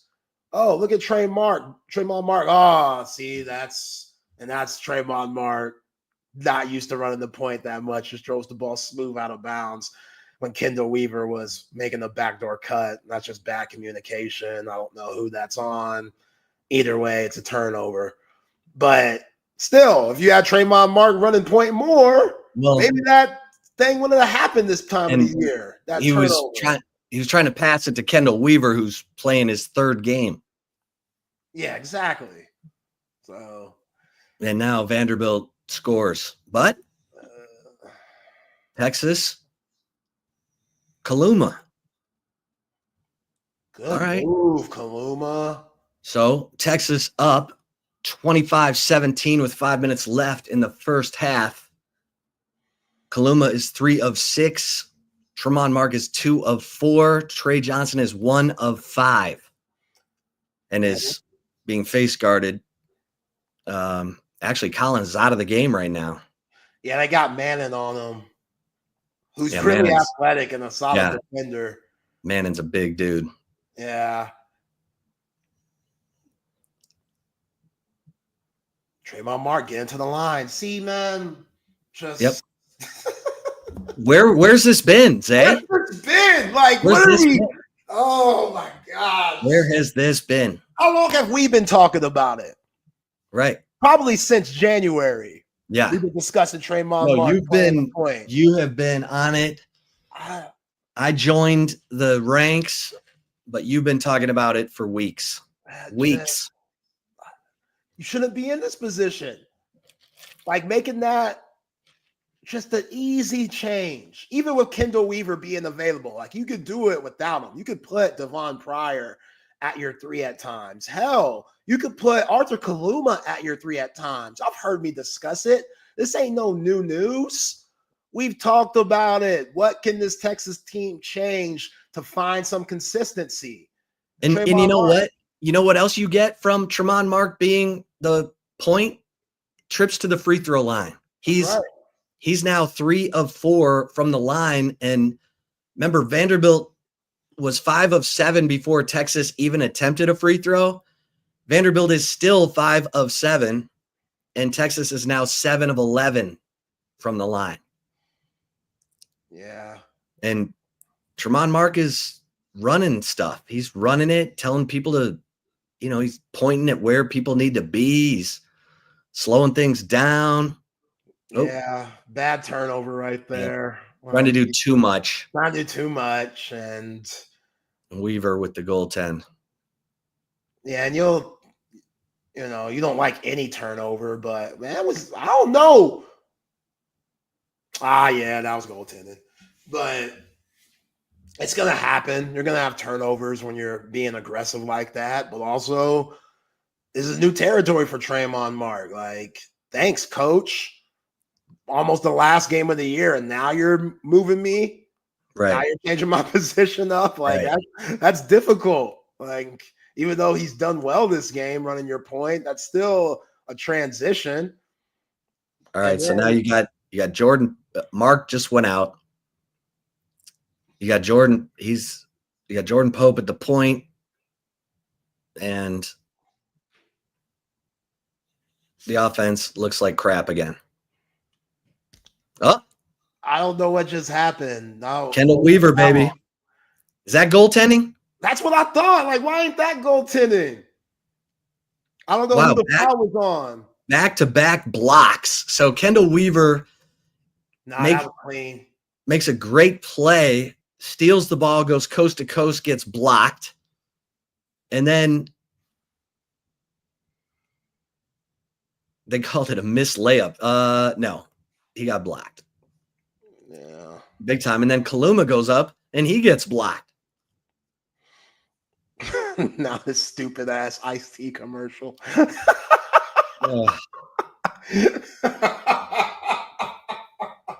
Yo, iced tea, man. Talk about range. This dude might have the greatest amount of range of all time. You go from legendary gangster rapper, colors. Like Ice-T went hard, to legendary Law and Order SVU actor. So didn't Ice-T have a F the Police type song? Oh yeah. Yeah, he had something like that. So you were saying F the Police at one point. Then you become the police detective, whatever the hell he is in SVU. Now he doing commercials. His wife is a baddie, Okoko. She's got those water jugs. Like they've been together forever. Like Ice-T, say what you want about him. You got to respect him. The dude's been in the game for a minute. Here's what I'm going to say. With 3 minutes and 50 seconds left in the first half, Tremont Mark taking over at the point has churned this whole game around. Texas got off to a shaky start, to say the least. Fell behind by 4. And then Tremont Mark takes over and they go on a good run. It was like 12-4. And Texas has been in control of this game ever since. Now they just give up that. I love that McLaughlin for Vanderbilt wears number 99. It's awful. Are there any other Rodman? I don't think so, but I mean, I'm glad he has the ability to do that, because back in the day in college, you couldn't wear anything above 6 or above 5. I mean, you couldn't wear 6, you couldn't wear 7, because the refs somehow they can't do the 7 right sign. The hand signals, like doing this is 25 instead of going 7, even though they're saying it. Like, you say it and do it. Foul, wrist, number 20, like that. So we've come a long way, I guess. Hey, in another couple of years, I mean, you don't need lines people anymore. You're always going to need some refs. Yeah, that was rough. Wow, what a bad foul. That foul was clearly on Arthur Kaluma. They called it on Manning. I don't know why they did that. We'll take it, though. And Arthur Kaluma misses the first free throw. That'll be the story of the game right now. If somehow Vanderbilt comes back and wins it, I say somehow, that's very easy for them. They've been down 12 before against Texas and came back and won, but you gotta make your free throws. It's terrible. They're 8 of 13 from the foul line. This is terrible. 61%. They could be up 33-19 right now. Every drill you do in practice, After it's done, you go 5 minutes shooting free throws on every goal. Every drill you do. And then after that, after practice is over, you force your guys to make 50 free throws before they leave. You see all the managers and young staff that they have sitting behind the Texas bench and the coaches with my man Tristan Lacone, who I call Ollie Lacone. You remember Tristan Lacone? One of those first years Chris Beard was there. He was on the team. He was getting playing time as a walk-on. I would call him Ollie because that was the name of the underhand shooter in Hoosiers. You remember the kid that was like a little pipsqueak that had to hit the big shots in clutch time? Oh, yeah. Hoosiers that never played. His name was Ollie, so I used to call him Ollie Lacombe. But, yeah, have those guys rebound and make sure before they leave, everyone makes 50 free throws. Everyone. I don't give a damn if you're there for 2 extra hours. That should give you motivation to knock them down. Good defense by Trey Johnson, by the way, forcing the turnover. But, yeah, man, like you can't allow free throws, open shots at the line, gimmies, be the reason why you win or lose. Hey, that was a big 3 by Trey Johnson. Ooh! They needed that because that was with Collins in the game, and that was not the best shot, but for Trey Johnson, that's a good shot. Yeah, that was a contested 3. And Kendall Weaver. Hey, Kendall Weaver has 2 assists, 5 rebounds. He ain't got no points, but he's affecting the game in other ways.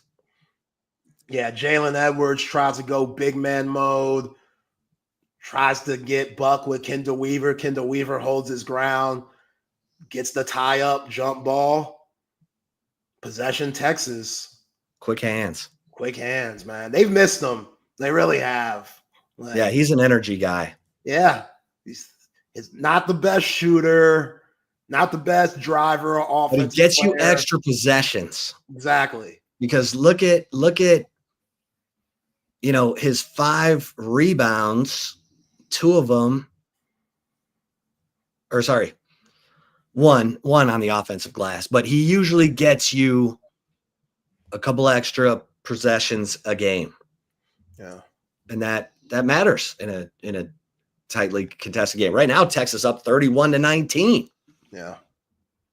This is just like the last time they played Vanderbilt. I know, man. That's why I'm trying not to get excited here, but Draymond Martin didn't play in that game. Neither did Kendall Weaver. So that's a difference. Yeah, you want to get another shot at Lone Star Showdown. Like, that's what everyone wants. Look at A&M at the game watching. Who is that napping?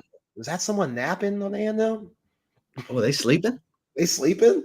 Yo, that's disrespectful. If I'm RT and they win this game, I'm showing that. I'm taking that video. I'm showing the guys, like, this is what they think of you. He's sleeping with his T-shirt in his mouth. Yeah, he's sleeping. This A&M player is sleeping with his T-shirt in his mouth.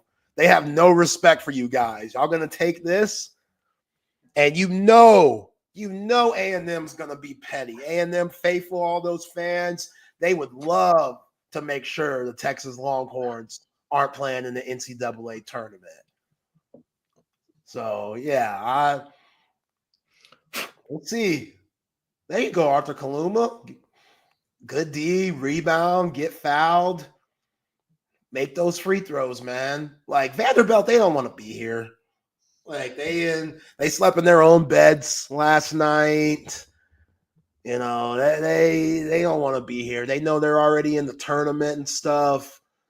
Like, when you have nothing to lose, like Texas, I mean, you have a lot to lose, but you might as well play hard.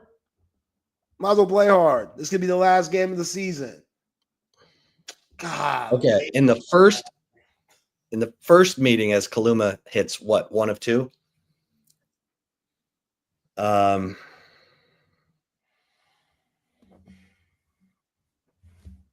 Why the hell is Tyler Nickel getting open threes? Okay, redeem yourself, Arthur Kaluma. Little two-hand cockback off 1 foot. Made someone fall. Yeah, Texas up 37-22 with a minute 24 left. Let's go. Yo, they're playing with juice, man. I got to give it to them. Trayvon Mark with a block, comes down the other end, doesn't pass the ball, finishes with the left. I mean, and look at the lineup that's in right now. Trayvon Mark, Caden Shedrick, Devon Pryor, Arthur Kaluma, Trey Johnson. You got a real big athletic lineup out right now with Trayvon Mark running your point. Vanderbilt just had another turnover, 15-point lead. Like, this is the lineup that I've been asking for all season long, with Devon Pryor in the game instead of Jordan Pope with the rest of the starters. Like, yeah, you got some length out there. Athleticism. Come on. You got a 6'4" point guard. You got Pryor and Trey. Pryor's 6'7", Trey's 6'6", Kaluma's 6'7", and Shedrick 6'11". Where's this lineup been? Jesus. Right? I mean, they're beating the crap out of Vanderbilt right now. Comical. And they're giving and going. And Shedrick's scoring. And oh my goodness. It's comical at this point. Like, you're getting anything you want on the offensive end. Because, again, now you can't just focus on Trey. Right. Everybody's getting touches. Everybody's getting looks. Kaluma's got 11 points all of a sudden. He's 4 of 8. Tremont Mark's got 9 points. He's 3 of 5. Trey Johnson has 7 points on 2 of 6 shooting. He hit that 3 just a second ago. Nice pass from Trey Johnson into Shedrick. He's a willing, good passer. Yep. Like, you just got to give him a reason to pass. Like, Rex is right, playing desperate. Like, leave it all on the court, man. You can't worry about tomorrow because there might not be a tomorrow. Now, that was bad defense. But 2 for 1 right here.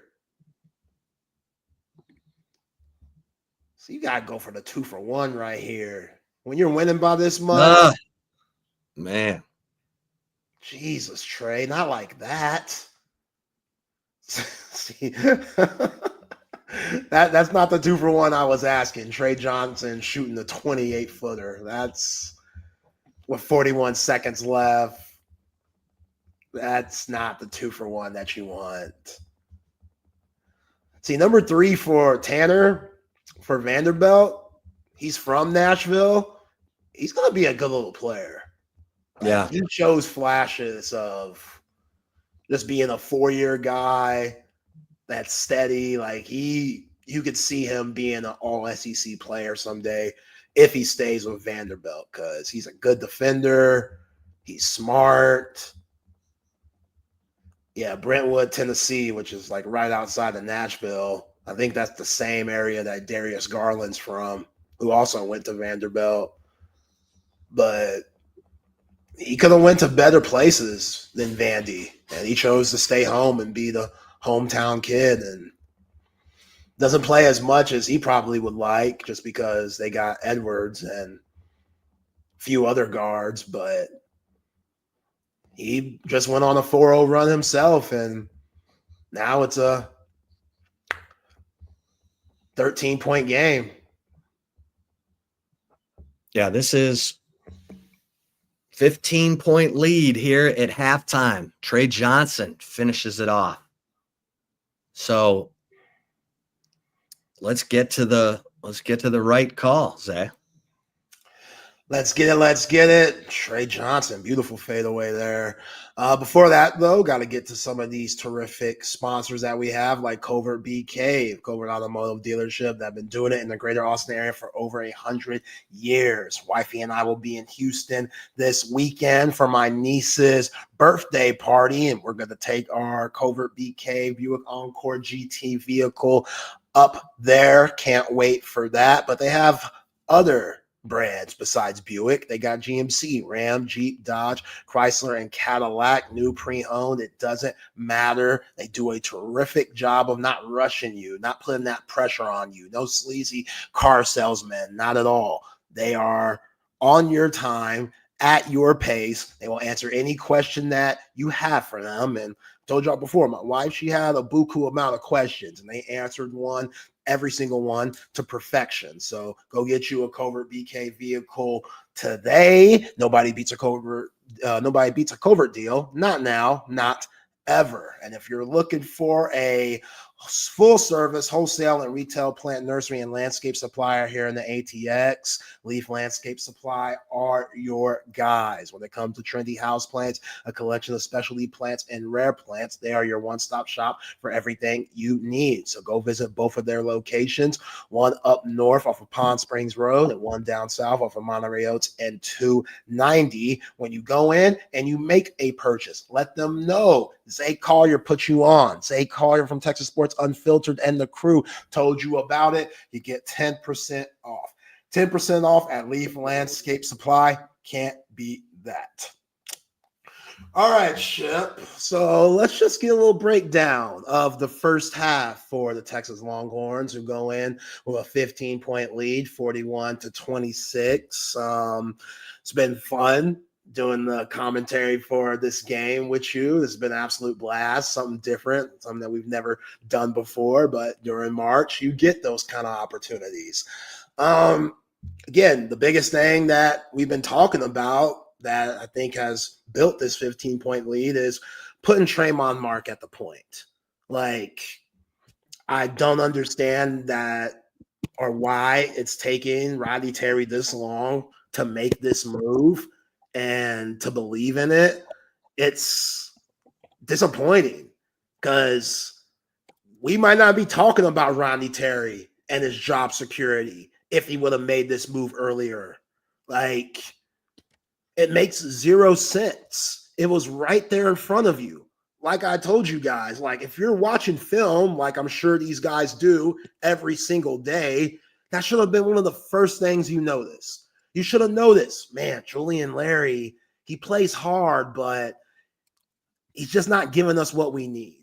Jordan Pope, same thing. He plays hard. It's just he's not giving us what we need. Tremont Mark, why'd you get him from Arkansas last year? Because you saw him at the point.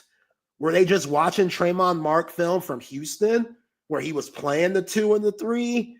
And that's all they saw? Because I remember coming into the year watching a lot of Tremont Mark film with Eric Musselman, who had him at the point guard spot, where Tremont Mark averaged 16 points a game last season as an Arkansas Razorback. With the ball in his hands, with him orchestrating the offense, getting to his spots. Were they very good? No. But you saw what he did well. Tremont Mark playing off the ball, you're doing him a disservice there. You are. Is he capable at times? Yes.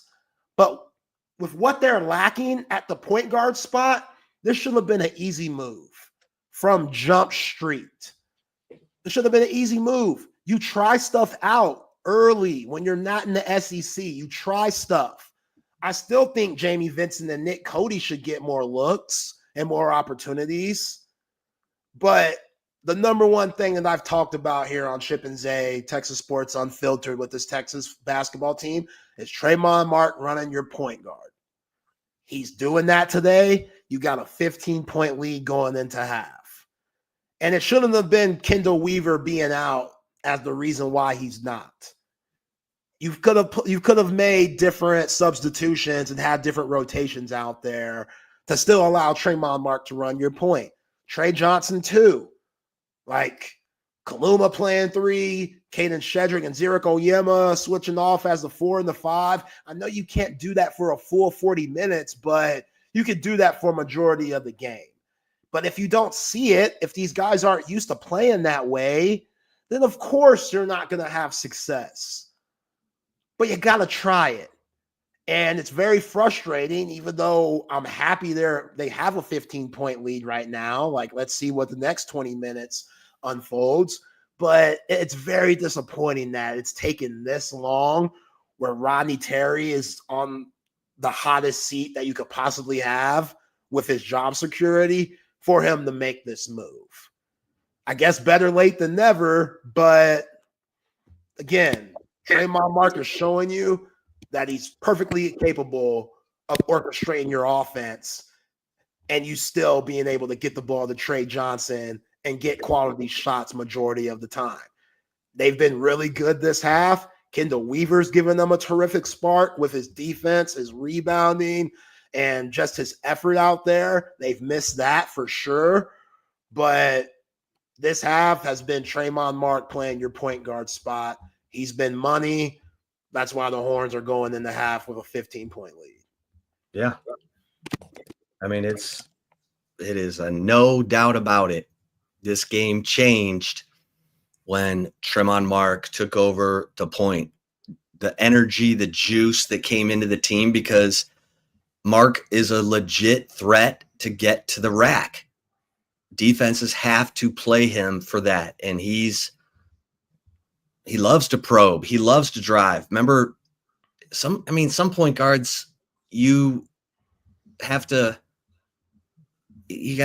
prod them with a hot iron to get them to probe and drive. They don't test the defense. They don't, force the defense to do anything but just stay on the perimeter. Tremont Mark forces you to do those things, and he's a good passer. And honestly, Zay, I thought that lineup with Tremont Mark, Trey Johnson, Devon Pryor, Kaluma, and Shedrick was their best lineup. They extended the lead with that lineup on the floor.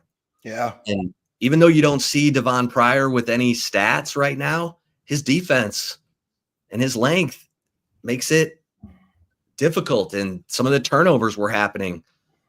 The Vanderbilt turnovers were happening at that point. So yeah, Weaver too. Like switch Weaver out for Devon Pryor. Like that was a money lineup that we've seen in this first 20 minutes. Like, and also Tremont Mark being the left-handed player. That's different. It is the Manu Ginobili effect. Yeah, man. Ginobili was a killer. God, Ginobili was a killer. Ask Tayshaun about Ginobili. Yeah. You know what I'm saying? I know. I remember. Ask your boy, what up, Detroit native? Ask your boy Tayshaun about Manu Ginobili back in 05 where the hair was flowing before the balding.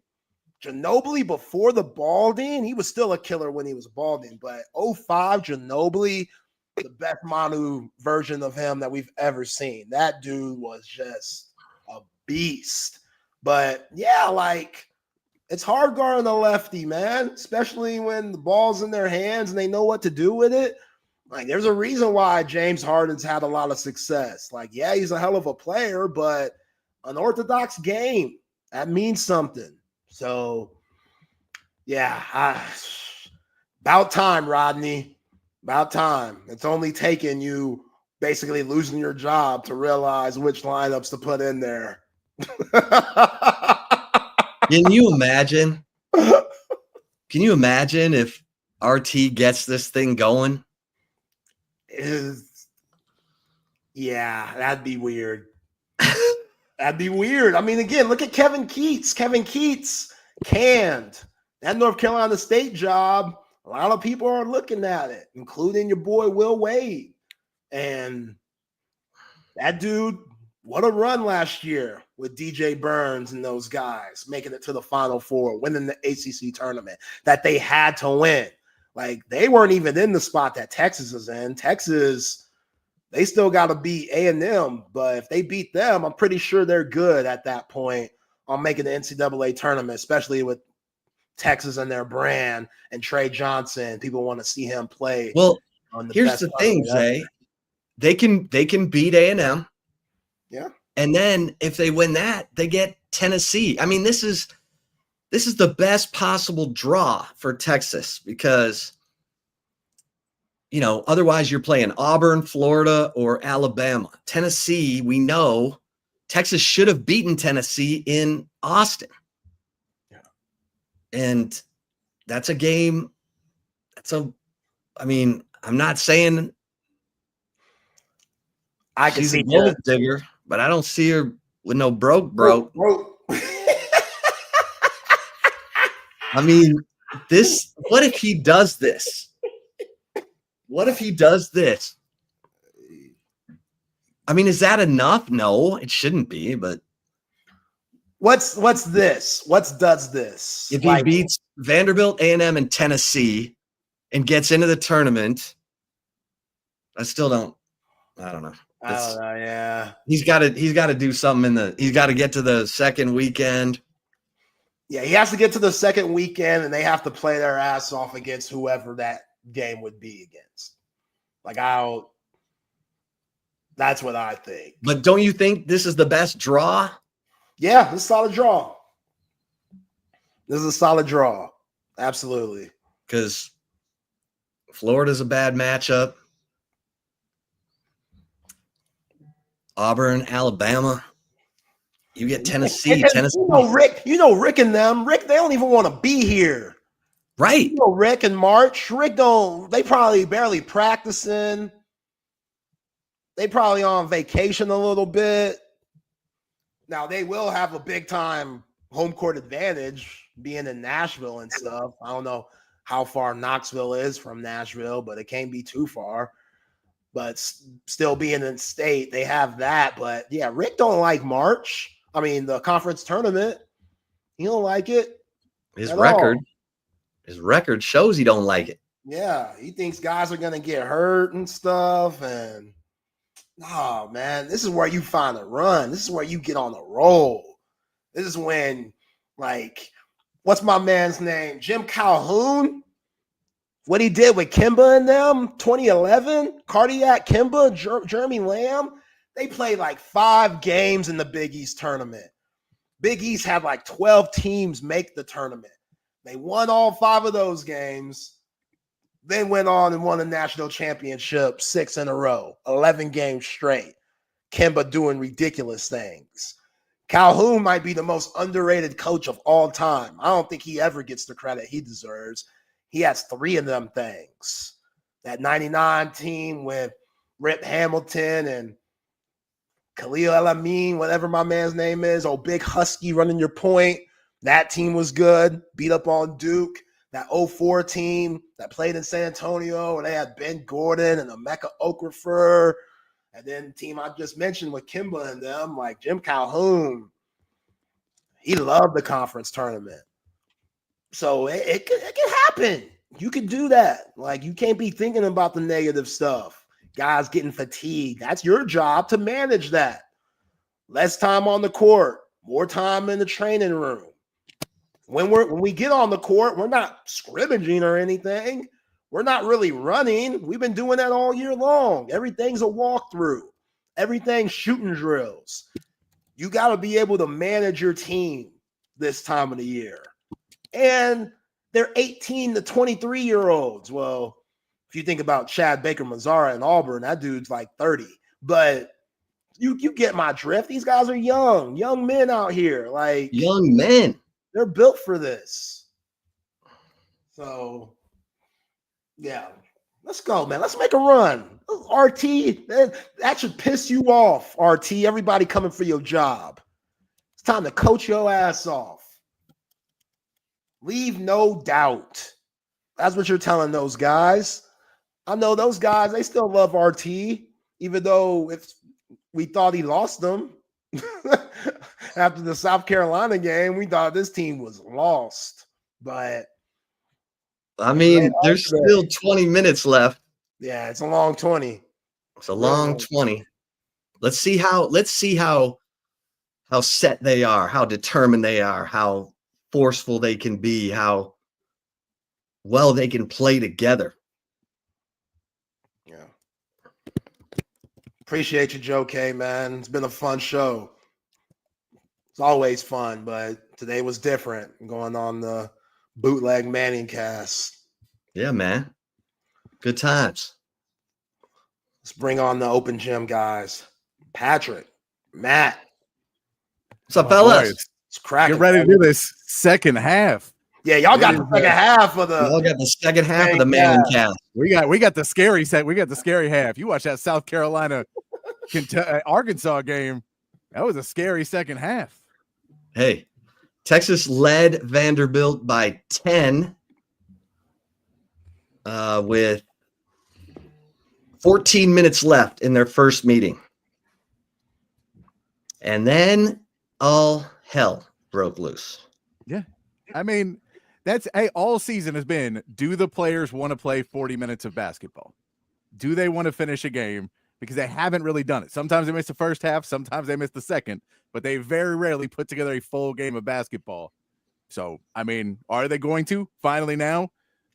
We saw Kendall Weaver bring some energy. That was fun to watch his first time in there. Yeah, I'll believe it when I see it. Yeah, I mean, that's the healthy way to look at it. Yeah. Like, let's see this team pull together. Let's see them show some determination and close out a win. Don't take 20 bad minutes. shots. Rebound. So they care. Play defense. Yep. I mean, Well, look, no one's going to shoot as bad as they shot in that first half, but you can still play defense. Yeah. All right, fellas. Appreciate you guys. We'll be back tomorrow, everybody. Appreciate y'all. Tomorrow. Hopefully there'll be more basketball tomorrow. Is the hope is that we'll have more basketball tomorrow. But right now, Texas up 15. I appreciate you guys. Open gym starting here. Myself, Patrick Davis, and from Texas Longhorns on SI, Matt Galatzan. I kind of had a plan. I feel like we're kind of going to throw it out.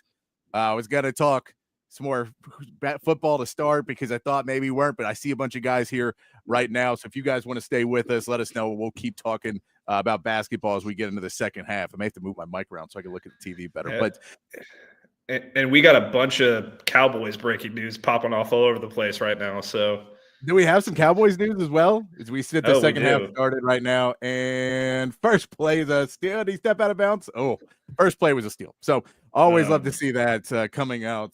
Texas not focusing on their very first play of the game. That's not what you want to see coming out. But what's the Dallas Cowboys breaking news as we watch the second half start? So the first piece of news, there's been two pieces of news in the last 10 minutes. The first one from Ian Rappaport, Cowboys edge DeMarcus Lawrence is signing with the Seattle Seahawks. Okay. No huge surprise that he was going to be gone, yeah. No, I kind of expected him not to come back. So that's one. And then minutes later from Rappaport, the Cowboys are in the finishing stages of a trade for Titans linebacker Kenneth Murray Jr. as the team are swapping late-round picks. So some linebacker help, pretty big. They needed that. So I don't know. I like it. I like it. That's another good move for the Cowboys. They made a little noise today. Made a little noise. It's good to see them getting active. I think, Jerry Jones still doesn't realize there's a legal tampering period and then free agency actually started about an hour ago. So he was just waiting for that to really get going. Yeah. And this is their second trade of the day too. Caden Shedrick going for a good play there, but gets an over the back foul, but at least he was fighting for it. I'll take the fight and the foul on that one. I'd like to get a better position, but I'll take the fight and the foul rather than letting that one go. It was one of those games. It started out that this Texas game started out that you could tell both teams were ice cold because of the wait to come out on the court. That second game in a tournament when you don't know where it's really going, not a good start. Vanderbilt hits a three as well, but now they're going to shoot a little bit better in the second half. You hope that Texas is able to keep up the shooting as well. But yeah, this has been it was a good first half. I was happy they closed out well too. That was a little bit rough. You saw they hit a three right there at the end. Tyler Nickel hit that three, and I thought, oh man, if they get a little run going before the half, it won't be good. But right now, Texas is just trying to get back into some sort of offense. We've seen that Tremont Mark handling the ball a lot more. You want to see that. You want to see a lot of the pieces that they've been working, but you have to evolve as the game goes on because right now they came out flat, just allowed another wide open three and an offensive rebound and another open three and another offensive rebound. They came out completely flat in the second half. Not surprising because we've watched them play all year, but it's disappointing that they have come out flat once again. I don't get how you can be this bad all season long and then still have the attitude that one half of basketball means anything. I don't know how you can have that attitude. And that's on everybody again. That's on the coaches, but that is 100% on the players. That is 100% on these players that no one on this team is leading this team right now. I know it's supposed to be Trey Johnson, but if no one in this locker room wants to get these guys up for it and they want to play and they want to let guys open in the corner, I mean, no coach is saying, guys, you know what? They're shooting threes. Don't go for rebounds anymore. Don't cover it. Don't cover them anymore. I agree with you.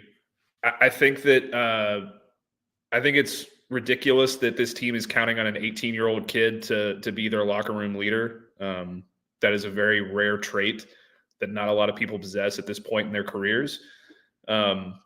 So I really put all of that. It does come down to the players. I agree with you, but I think the buck stops with Rodney Terry there also. He's got to get these guys up to play. He has to have them ready to play in the first half and in the second half. They have to be able to put 2 complete games together. Your season is on the line right now. Yes, you're up 12. You were up 15 just a minute ago, but the way the second half is starting, it does not look good. I feel like if you're Rodney Terry, you had to say something in the locker room to keep these guys going. There's no way you can go in there and be like, well, we're up 15. Just keep grinding. We'll finish this one out. You knew they were going to shoot better in the second half too, because now you go through your routine in the second half and you feel much better. You just didn't have that routine in the first half, so it was going to make everybody shoot much worse. That lead's been cut to 11 now for Texas. Not what you wanted to see, but I mean, they're not that far out of it. And Jordan Pope takes a bad shot. Yeah, they're just playing bad basketball now. So this is what we've seen all season long. That Texas plays well in one half, and then the other half just starts doing whatever. All the ball movement, moving off the ball, has not been happening. And so they're still playing a little bit of defense, but yeah, they're going to have to figure out something on the offensive end here because it's been not great. Trey Johnson gets a bucket, which is nice to see. But this is not the second half you really wanted to see. We talk about it with RT trying to fight for his job. It feels like RT is not trying to put that on anybody because it doesn't feel like they're playing to keep RT's job. It doesn't feel like they're playing to make the tournament. It feels like this has been kind of the entitlement of Texas this whole season, that they feel like they're a good enough team that they should be winning. And right now it's just not working out. Yeah, that Jordan Pope jumper, it kind of reminded me of that meme of Patrick Ewing. Have you seen that? Where he's like, what shot is that? Have you ever practiced that shot in your entire life? Have you ever practiced that shot? I don't know what he was thinking there. But yeah, I mean, a lot of news coming out today about Rodney Terry as well. So you would think that would kind of light a fire under the players and under Rodney as well, with all the talk about Chris Del Conte and all that. Why don't we get into that as we keep this going? We'll just get into that talk immediately. I don't want to disparage Kirk Bohl's name, but this is a BS article. It really is. And there's a few reasons for that. One is this is the same coaches he said that Texas was looking at when Chris Beard got fired. So the exact coaches. So he didn't. He just cooked the article and said instead of Kentucky coach John Calipari, he said Arkansas coach. But let's just let's just look at Calipari for a second, and maybe he'll have a good run this year at Arkansas. But we can look at Calipari. Calipari has 1 tournament win since NIL has kicked in. He has since the transfer portal started. He had that elite run the first year of the transfer portal. He's had 1 win since then as well. Now there's a COVID year in there, so no one made the tournament that year, and the year after is kind of sketchy. He's made the tournament, but he hasn't been an elite coach. He just hasn't been. That's why Kentucky got rid of him. Now he's at Arkansas, where they almost had South Carolina catch up on him. I get we lost to South Carolina, so it may be a slight step up, but he's not elite. And this is the most important thing to remember. So not only that you got to pay the $6 million to get rid of Rodney Terry, and you got to pay $6 million to Arkansas to buy out Calipari. So that's $12 million before you even get in the conversation. You could do a quick search and look at Calipari's contract, and he has a no compete in the SEC. He cannot come to Texas. It's not possible.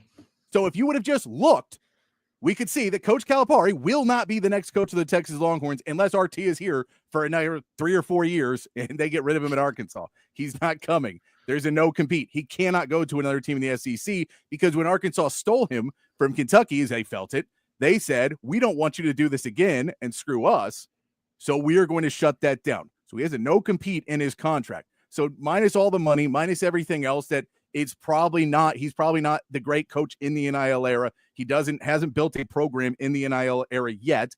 Could be doing it at Arkansas. Not going to say he's not doing it there, but at Kentucky, he never figured it out there when he started to lose players and maybe some other people were getting paid outside of where he could do it.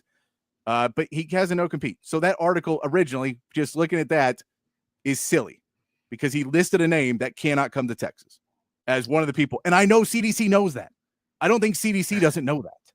So that tells me he wasn't talking to CDC. I mean, just based on the way that he wrote it, I don't think he was talking to CDC. I think he was talking to somebody else around name the three CDC. names that were there. It's Chris Beard. Texas back up by 15 now, by the way. Yes.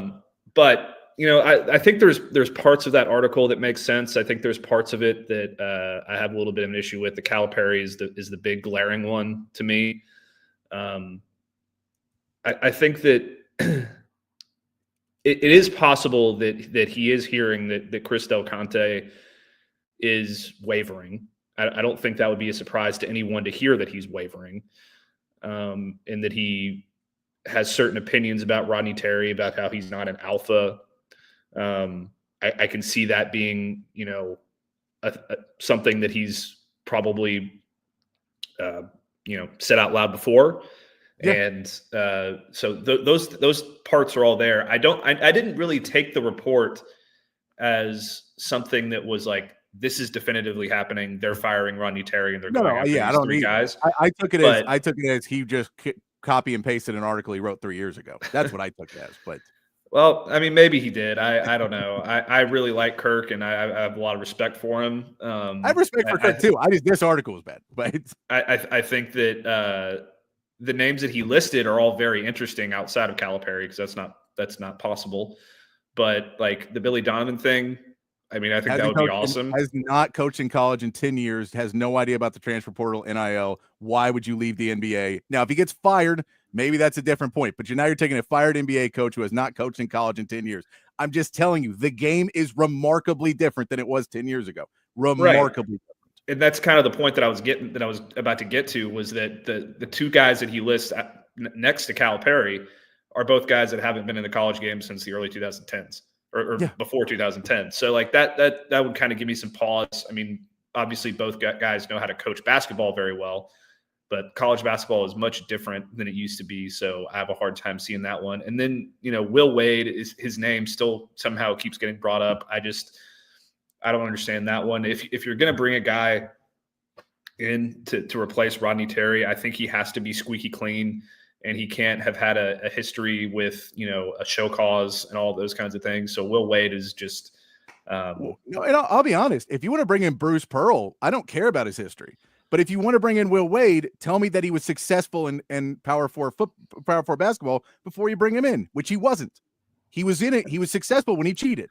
When he cheated, he was successful. And when he stopped cheating, he was not successful. These are not hard facts. Rodney Terry has been as successful as any of these other coaches since NIL. Now, I'm not saying he's a great coach. I'm not saying that he will be the guy that takes Texas to the next level. I'm not saying any of that. I'm simply saying the names that keep coming up are the names of people who are good before NIL. That's why they're available, because they don't play in the new world. And now maybe they'll get there if you get them a GM who can handle these types of things. But these are not coaches who have done exceptionally well in the era of having to deal with players. I saw someone talking a little bit before about, is there a problem that maybe RT's afraid to step on toes? Yes, every coach is afraid to step on toes now. Now, you have to coach, and you have to coach hard, but you're going to be afraid to step on toes.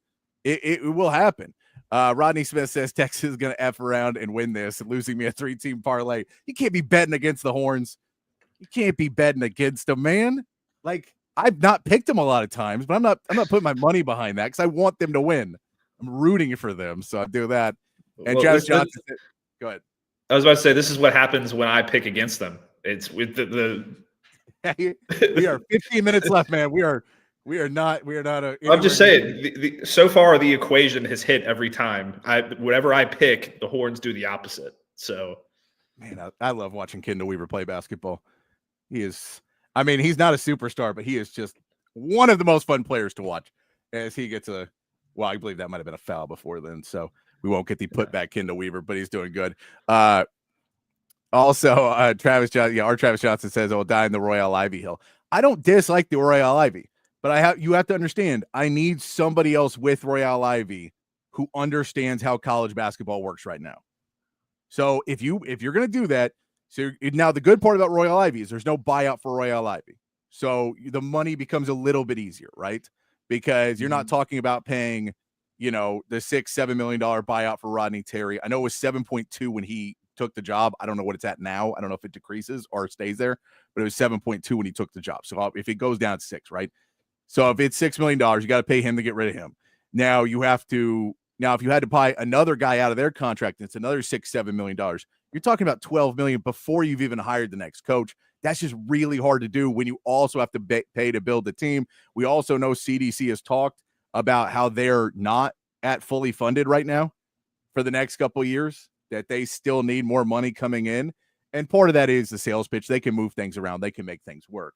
But at the end of the day, they're still not at where they want to be. So this is for Texas, it's a hard place to be, that you have to find a guy. Royal Ivey could be that guy, but if you do, all these major programs are hiring GMs right now because they understand where it is going. And football was a little bit ahead of the curve because it makes more money. But right now, you got to go out and get a guy who can help a Royal Ivey navigate when a player walks into his office and says, I'll come to Texas, or calls him on the phone and says, I'll come to Texas if you give me $1.5 million. And Royal Ivey has no clue if that's a real number or not. And so he has to kind of go around, and you have to talk to someone who goes, no, this other guy's asking for this much. Somebody who's got their hand on the pulse of what is happening, the finger on the pulse. And I don't know where that is, but I don't think Royal Ivey has that right now. And if he does have a guy, who's that guy going to be? Because it's like, if we're getting rid of this staff, get rid of everybody, wipe his clean slate and walk away. You can't fire Rodney and tell me it was just a coaching job. I'm not going to buy that. And I feel like that's where we're going to end. There's too much probability that Texas ends up doing nothing except firing RT, bringing in another coach who's similar.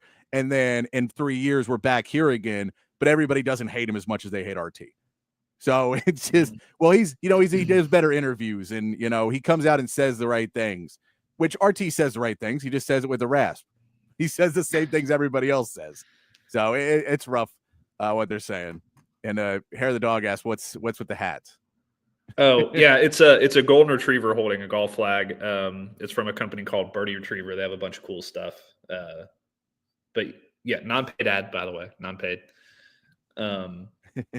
Go check them out. But yeah, no, I totally agree with you, Patrick. It's anytime you fire a head coach, you have to replace the entire staff, because you have to bring in guys that are all about your culture and your vision and all those things. And maybe that's one of the things that got lost with the transition from Chris Beard, is he just kind of handed it off to Rodney Terry. And most of the staff remains the same. Chris Ogden's still around, all these different things. So, I listen, if you're going to hire a Royal Ivey, you have to help him assemble an all-star staff around him to help him get transitioned into a head coach of a big-time college basketball program.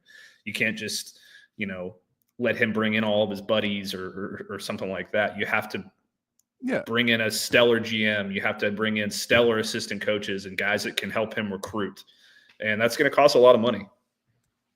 Yeah, and that's really, at the end of the day, you have to say all this money you're going to be spending to redo all of this, and then you have to go out and spend it on the players too. And that's where it gets tricky, because in the past, you'd have to spend all the money everywhere else, but you wouldn't have to spend it on the players as well. Now you have to spend it on the players as well. It becomes tougher to do. So Vanderbilt gets in their bucket. It is now 36-49. Texas still holding on to that lead with 13 to go. They're down. They're still up 13. Joe Chaos says technically it's only RT's second year. They've been Dr. Jekyll and Mr. Hyde all year. And he says, do CDC, Chris Ogden, and RT need to revamp their staff? Absolutely. Absolutely. Yeah. And it depends too. I don't know what Chris Ogden's contract is. I'm not saying get rid of Chris Ogden. I'd say put someone above him. I say you hire somebody else that knows a little bit better what the landscape is. We get a big 3 there. Love to see a 3-pointer go down for Trey Johnson. Anytime he's hitting shots, you feel much better as Texas. But look, at the end of the day, and it's funny because there's Texas fans right now rooting for disaster because this season was so bad. And you're like, I remember when Rick Barnes went to the CBI. We lost to Houston in the first round. And I remember watching that game at a bar, and you could barely see the game because the lighting was so bad. And this is back, how many years ago. So it just TV wasn't the same as what it is now, of like, it's so much easier to have the production go to everywhere. But the CBI was a low quality tournament. And at that point, he still kept his job for more years. Like, that was not the end of the world. It was just, hey, we'll get back on it. We'll figure it out. We were a young team. We're rebuilding. And now that theory is just completely out the window with the transfer portal, which is anytime you have a bad year, well, we can fix it in a year anyway. So we're not worried about keeping you. And it just feels like that kind of logic goes in the face of, well, we want to build something, and we want to have Kendall Weaver stay. We want to have Devin Pryor stay. We want to have Vincent stay. We want to have Nick Cody stay. We want to have some guys build up in this program and get them where they need to be. I get maybe you're saying that doesn't matter. This coach is so bad. But, we've also heard from a lot of coaches. I was listening to Chris Beard earlier today, and they asked him about, teams play really good defense. I'll give that to Chris Beard. He coaches defense really well. But they asked him about the offense, and his basic answer was, yeah, let him go play offense. He goes, players score points, not plays. So let him go play. And you're like, there's more to it than that. Clearly, he's not just not doing anything, but that's his stance. And that's why I feel like he's not a national championship coach, because he's not invested enough in every aspect of the game. Now, it's hard to find those guys. There's not a ton of them out there, especially in the new landscape. But I think if you're Texas, the sideways move of going to somebody who is an old name that was good 10 years ago is not necessarily going to help this Texas program be. And it's one of those pieces where it's that dual edged of being a spiteful person, where I don't want people to keep the same energy, because I want you to accept whoever the next coach is. And I want you to feel good about it. Whoever the next, if RT's job is gone, you want to accept the next coach. You want to believe in this team again. Right. But I also, want to have the same part of like, no, but if his second, third year, he has a bad season, we're having the same energy, right? He is a terrible person and coach, or not terrible person, but terrible coach. And he shouldn't be allowed to be at the University of Texas, because we're winners. And that's what the thought is right now. I get it, like the whole UTEP thing is kind of, it doesn't really bother me. Like, I don't look at guys who coach really well at lower levels and necessarily think that's the answer for Texas, because it's a different style for every coach and different in what they do. There's a lot of people say that knock him because he's not a great recruiter, and he's a great recruiter. So, there's just a lot of points to it that make it tough to say, if he wins the next two games, let's spend $15 million to try and revamp things and then go from there. It just feels harder to do. Yeah, I mean, I feel like Texas fans want to have their cake and eat it too. Yeah. This is not all RT's fault. Yeah, it's going to all fall at his feet, whether or not he stays. But there's just too many other moving parts in this whole equation to put everything that's gone wrong on RT. I don't understand it. Like, you can't sit here and say, we're the Texas Longhorns and we're a big time basketball program and we should be competing for national championships every year. But then your school's not giving you the funds or the resources to do that every year, because they're so invested in football. Which, I mean, pick one. Do you want to be number one team in the country in football every year, or do you want to be competing in Final Fours for basketball every year? Because like you look at how the coaches change and you look at who's at the top of these tournaments, and there's not always been the same level of guys up there. But like a Dan Hurley is a funny one, because he's the reverse of Calipari or everybody else. Dan Hurley got really good when they figured out the transfer portal and NIL. And they figured that stuff out, and then now everything's rolling. And I'm not taking away that he's a really good coach. I'm not taking that away at all. I'm just simply saying that school has it better figured out. And so all these places, you have to put a lot into these. I'm not sure Texas had that this year. I think they missed out on some players. You can still look that the big man not being there is going to be a big problem for Texas. They got to figure that out. But, I mean, right now they're still holding on in this game. It doesn't matter. They could win the SEC tournament, and I don't have any faith for them to win the first game of the NCAA tournament because they've just been that way all season. Yeah, and I know that people are going to say Rodney Terry has 4 tournament wins, but I'm pretty sure 3 of those came when he was the interim head coach, and that was Chris Beard's team. So I don't know how much credit he can. I mean, yeah, he held the team together and he deserves credit for that. But let's not. I'll put it this way: if we want to say roster construction wise, it was Chris Beard's team. If we want to say coaching, it was Rodney Terry's team, because they played a completely different style of basketball with Rodney Terry. Well, okay, yes, but the player construction is a big part of it. And I agree. He hasn't been able to figure that out himself. I agree. Until he can show that he can do that, then it's a completely different story. I do think that when it comes to X's and O's and the strategies of the game, I think Rodney Terry is an excellent basketball coach.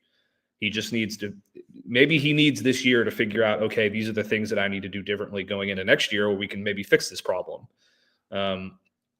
I'm not really sure. I do know one thing, and this is kind of changing the subject a little bit.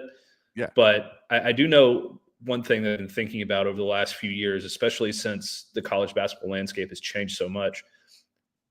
Is college basketball the worst development in heading into professional sports of every college sport? I think it is.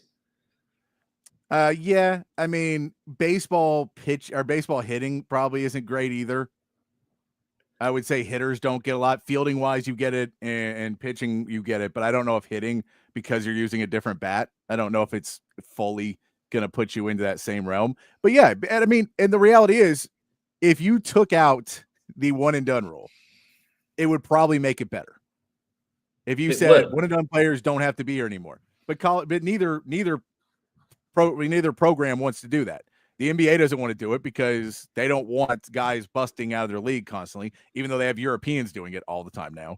But they don't want all these busts in the top picks because guys looked really good in high school playing against nobody. And then the college wants it because you get stars like Trey Johnson in your game. You get a Trey Johnson, you get some other guys, you got a Kevin Durant for a year, you got all those guys to be college players and bring something to the game. So that is it. Hair the Dog says, who says you can't be elite in both sports? Alabama figured it out. Alabama did not make the football playoff this year. Just to let you know, sometimes you take a hit and one, and sometimes you try and fund things correctly. Now, I'm not saying that that's all entire. Nick Saban left. Nick Saban's the reason why it held on. But there is issues because it's very hard for both coaches to be happy. I think Nate Oates is going to leave that job before too long because he's not going to be happy. So it's really, really hard. And also, just because one school does it doesn't mean that it can be a regular thing each and every year. Yeah. I mean, it's a delicate dance that you have to do where you have to find the right – and these aren't the only two sports that they're funding either. So you have to find the right balance of funding for all these different sports, and you have to have the right people in place to execute what you have in that funding and in the strategies that you have and all that stuff. And Texas basketball just didn't do it last offseason, and that's why they're in the position they're in. So no, and the year before they were players short, but it was Ron Holland, which is a guy they had recruited, and then it fell apart, which, you can put it into, was it donors? Was it he didn't want to go to school and G League just outbid it? I don't know. You can't for sure say what it was, but you can say they were players short last year, and they probably would have won at least another tournament game, if not two, if they had Ron Holland on that roster, because the roster was not terrible. And if you put them in there, they look a lot better. So I mean, and you also look at it and say, is Alabama spending the same resources in baseball? And Texas wants to spend money in baseball too. I get there's just more precedent for Texas to be a blue blood in baseball. And I think, we're going that direction too, that is also, there's a lot of donors who will put their money into baseball and want to keep that program where it is. And so elevating basketball to a place that it's never really been is really tough, because that's the hard part. Texas right now up 17, 59-42 with 9:28, but Vandy's on the free throw line. And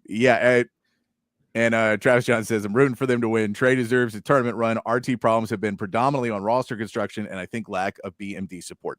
I do. And look, I'm not saying RT is this amazing over-the-top coach. I don't want to try and put it out there because I don't. I think RT's a really good coach. I think it's been hard to tell who has been really good coaches and who haven't in the transfer portal era, because you have to be a little bit nicer to guys. And it's just such a hard thing to do. And so I'm not saying he's been bad, because I think he's done some things well, but player development that Matt just brought up, that's something that doesn't happen as much, because you try and develop a player and then he's in the transfer portal. And so when he's good next year, Do you say, well, that was our player development that got him to be good next year, or was it the coaching of the guy who did it? Chicken or the egg scenario over and over again when you see a guy that was part of your program. Travis Johnson also says David Pierce got fired because lack of BDM support.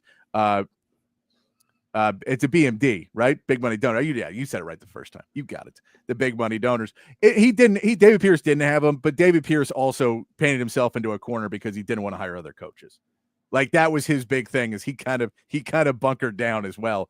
And I don't know if RT's done that yet. If RT does that, that's going the wrong direction. You don't want to see that. You want to see him to be able to go and ask for help and say, can you give me a new GM and give me somebody that can help us get that roster construction right, help us build what we need to build and have the piece? Because you see it across college basketball. Now, if you're a Duke who has all this money and you're Duke, so everybody wants to play there, and you're able to pick up these top recruits year after year, you're going to be really good. The roster construction is somewhat less important when you're pulling 4 or 5 of the top recruits every year. You're going to be able to do it. Texas is never going to be able to be that team. They're going to be able to pull you maybe 1 5-star every couple of years, and you're going to have to build around that. That's kind of what people thought Chris Beard was going to be good at, was being able to build without a 5-star. And he's been that way. He's done that. So this is for Rodney Terry. Can you continue that process? And can you coach when you do get a 5-star? And can you coach when you don't? It really feels like right now for Texas that, they're playing good right now. They're up 18 with 8:30 left to go in this game. I feel like we're at a pretty good point for Texas right now. Now they still got to finish it out. But if you're able to get a big win here, you feel a little, oh my goodness, Zero Kanyemi just threw the ball to the other team. That too many plays like that, and then a foul away from the, come on now. Let me ask you a question about David Pierce, though. I'm not a baseball insider, so I don't have sources that support my theory here. But do we think David Pierce would still be the coach if Jim Schlossnagle was not available and to come to Austin? He may have had another year. He may have had one more year. So but I think that probably triggered it. And when you have a chance to get that, then you move on. Because Jim Schlossnagle is the best coach in America. Yeah, and the reality was, I think they were looking for other coaches before that as well. There was also other, he knew he was very, very much on the hot seat. David Pierce was, because he just, again, painted himself in the corner, get rid of the pitching coach, get rid of every coach. I'm the guy. No one's treating me right. They got rid of Tulo too, which when they got rid of Tulo, everybody was really upset about that because he was a really liked player. And when you get a, MLB All-Star on your roster, you really want to keep that guy around. It's great for the players. So there was a lot of things into it, but it was similar to RT in the fact of, this is a guy who has now put himself in a situation where he is not ingratiated with the boosters and donors. He is not ingratiated himself with the fan base. And if we're going to take away what he could have done, and we'll start putting asterisks on all his positive achievements and then take all the negative ones and really put them to the front, it's going to paint a picture that he's not going to be able to be the guy anymore. And it's unfortunate that happened, but now you get Schlossnagle. And that's my point, though, is if you get that guy, I'm fine with it. The Will Wade name keeps throwing me off because he was not a great coach at LSU. Like, he was an up-and-comer, and then he was at LSU. And when he got caught in the show cause and all that, it was on a wiretap. It was not we think you are doing something. He was on the phone telling a player that we're going to pay you. Don't worry about it. So he was cheating, which, again, I'm sure happens all the time. I've talked to players plenty of times. My man Rob Babers told me he knows what the bag looks like. He says, I never got one, but I can tell you what the bag looks like. I have seen the bag. The Will Wade thing, you say, when you have the show calls, when you have everything else, and there's not this track record of, wow, he's been really great. He's winning games at McNeese State. That's not comparable to what you're doing at Texas, because it makes McNeese State. What's the NIL? What is the NIL at McNeese State? I don't know, but they do have the really cool manager who walks down the tunnel with the radio strapped over his neck, and he's lip syncing the rap song, or he's singing the rap songs while the players are walking behind him. So that's pretty cool. We could have that, guys. We could have that. we could have that. It's just weird, and SEC is such a tough conference, which is It's just really tough. I mean, I'm really hoping they get the win today. This game is a little anticlimactic because they're holding on, actually, which you like to see. But I'm all for it. After that South Carolina, Arkansas game earlier, which and that was it. Do you see what Coach Calipari did at the end of the game? I did not. So they're up 3. They're on the free throw line. Arkansas is with 2 seconds left in the game. He calls for them to miss the free throw intentionally so that it would be harder for South Carolina to get the ball back and put up a shot. All he has to do is hit a free throw, and they win. 4-point game in 2 seconds. But yeah, it's 4-point game in 2 seconds. The ball can't travel from the hoop to the other basket and score 4 points if you just walk off the court, right? You're good. You win the game. But for some reason he didn't, and the guy tried to make it, missed it, hit it off the backboard, it went in. And so he was like, oh, that was a good call, but he's like, it was my call to miss it. Like, why? So when we talk about these guys, they all have dumb decisions sometimes. I'm not judging Calipari's entire career on one decision. But at the same part, the flagrant one on Turbo Mark there. That's what they're saying. Come on. So Mark and Shedrick both with 4 fouls. They're giving them some free throws. They're trying to make this interesting, these officials, I tell you. That did not feel like that was a flagrant. I didn't get to watch all of them anywhere. But, and I think Travis says, honestly, think RT just has to make the tournament not to get fired because he only has 1 year left on his contract. That's another deal. Once you get, I don't think you're re-signing him unless he has a big run. But it's just funny because Rodney Terry is the type of coach who could go to the Final Four and everyone would go, yeah, but I mean, I don't know though. It just feels like there's such hatred for this guy right now. Well, he didn't do well in the regular season. You're like, yeah, but March is what matters. Now he still has not won a game against a good team. He hasn't won a game against Vanderbilt. So I'm not going to give him any of that. My entire point in this is you just got to get another. He beat A&M. No. I'm saying in this tournament. Oh, in the tournament. Yes. Well, yeah. True. The more that I think about it as we're discussing this, if he really only has the 1 year left on his contract and you can ride out that last year without having to spend $6 million to replace him, just do it. It's if you're worried about the dollars and cents that you're putting into your basketball program and you have a budget, like for football, there's a budget, but there's no budget. They're going to spend everything they need to spend to make sure that they're successful. In basketball, that's not going to be the case. So if you can save $6 million by riding out 1 more year with Rodney Terry and then go reinvest that into building your roster, building a new staff, then just do it. Exactly. There's no point. And again, go get a general manager. That is what your offseason goal is. Get your guy. Because you know what your general manager will help you do if Rodney Terry isn't able to do it next year? He'll help you get your next coach. Mm-hmm. He'll be able to go, these are the guys that right now are winning at this level. These are the guys. This is who I know. And you'll be able to get a guy with that as well. So I think I'm with you on if he does all that. I mean, in all reality, I'm not as upset with this season as others are. I get it. It's been extremely disappointing. The play has been really bad. A lot of these guys have underperformed, and that you can't say doesn't go back to Rodney Terry. There's no way you can say that.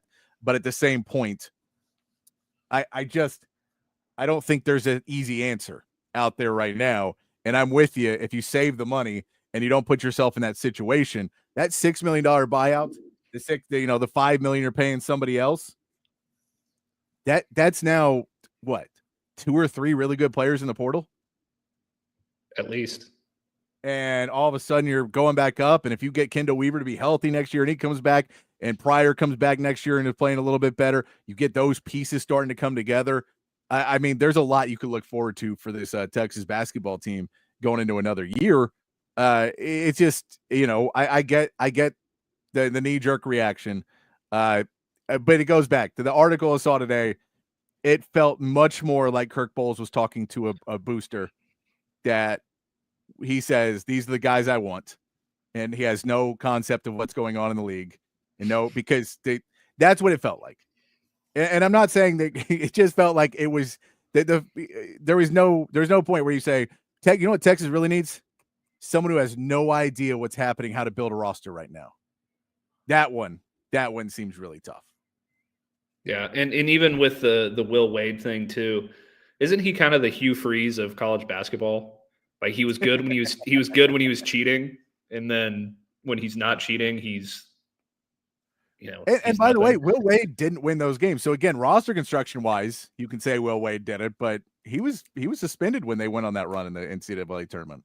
So it was his roster. He coached the guys up, but he didn't actually coach the game. So just another piece. We're gonna say the games don't count, and we're giving scores to somebody else.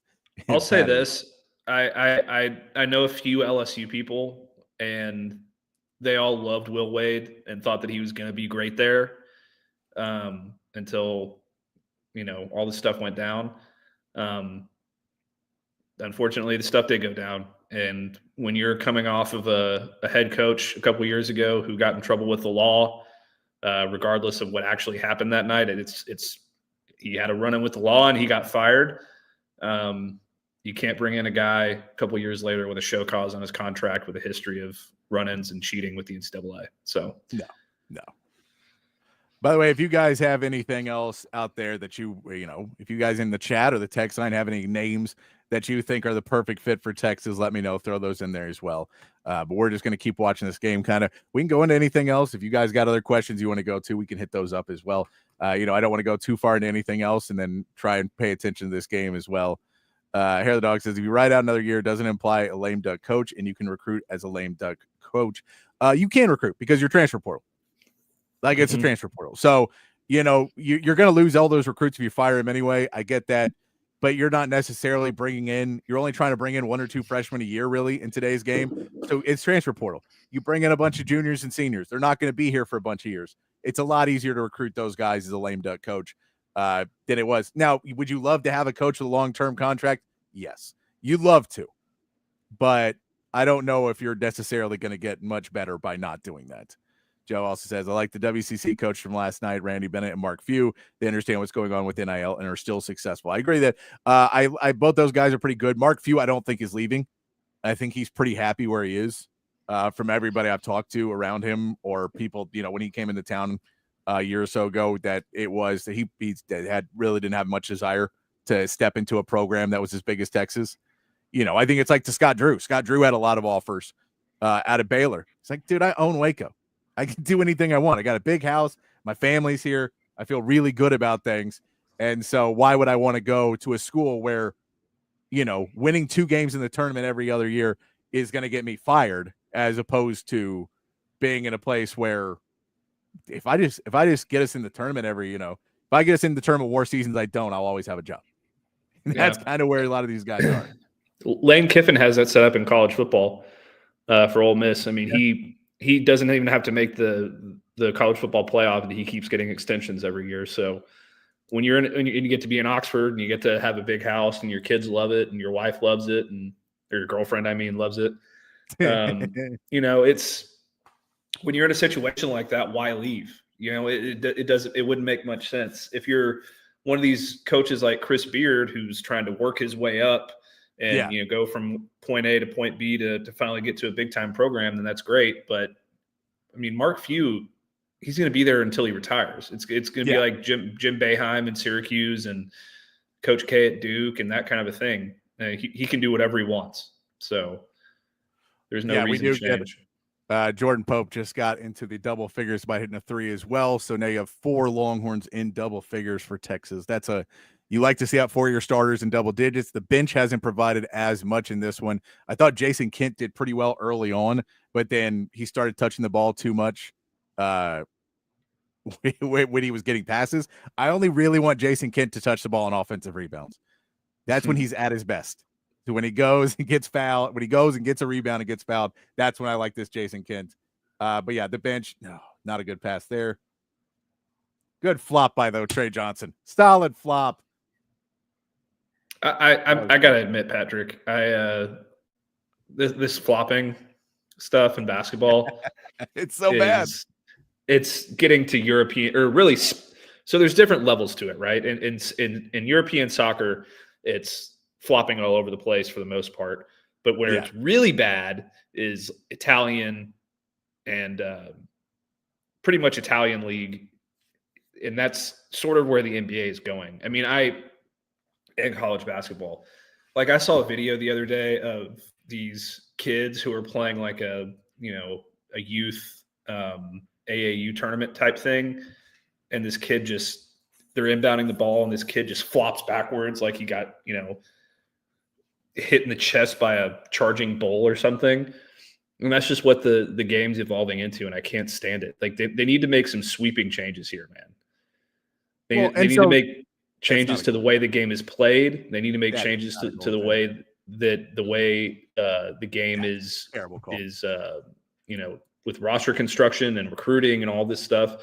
Like, this is a hot take, and I know that nobody's going to agree with me, but I think college basketball would be way better if they held the same rule as college football, where you had to be in the school for 3 years before you could go to the NBA. And I think the NBA would be better for it, because players would have to learn and develop in the college game before, hopping straight from year one, where you don't even have to go to class for, once they get through the fall semester of going to classes, they don't have to go to class in the spring, because they're not going to get dinged for academic issues until they're already going to the NBA. So it's a whole mess. The whole thing is an absolute mess. I get that. I would say it would hurt. I think it would hurt college basketball more, because it means that basically no one's going to go to college basketball. Everyone will go play overseas, because no one wants to stay for 3 years. And some players do, but I think it would hurt college basketball a lot too. Did they take away that? Guys who are listening to it that had the volume on, did they take away those points? That was a terrible call on that one. And look, Mannion did push off with his arm. So when I say flopping too, when I play basketball, you have to sell fouls. You just have to. Refs don't call things if you don't sell them. That's the way the game works. So if you don't foul, if you don't fall or make a noise or do anything else, the game plays on. So if a guy pushes you and you just fight through it, nothing happens. They do not blow the whistle. Refs do not blow the whistle unless you fall down or do something. So there is overflopping. There is the rough of the kid over there, Jason Edwards for Vanderbilt, who is jumping into players and then falling backwards and getting an and one. I hate that call because it's not the same motion. They're two different motions. I hate those things. Then when I say he flopped, I mean, he basically really sold a push and you're able to sell it. And it just looks silly because you're running full speed. I don't like flopping either, but I think there is a line between flopping and selling. And that's kind of where it's really hard to push. But the reality is these people don't call anything unless you do it. I played basketball and I mean, I played at a lower level, but you drive the basket, a guy would hit you in the face, you follow through and nothing. You come back on the next play, guy hits you in the face, and you make a noise and hit the ground, foul. Same exact play, 2 times in a row. And you're like, I get it, but why would I not do that if you're just not going to call the foul? And so it sucks because the officials won't step into it, and the officials will call everything when you flop, and so certain players overdo it. I think you should penalize players after games. I think you should be able to go back in the NBA especially, but I don't know if you do it in college. But in the NBA, you should be able to go back and go, you flopped 7 times in that game on non-fouls. There was no contact and you fell over. That's a fine. Like you don't suspend a college player for doing that. Yeah, and I mean, I think there has to be a certain amount of times you do it. But yeah, if you're being notorious at falling over where there's not contact, then you have to do something about it. And that's kind of where the problem lies. Trey Johnson sinks 2 free throws. You're back up to a 15-point lead. They have maintained for over 15 minutes, Matt. They have.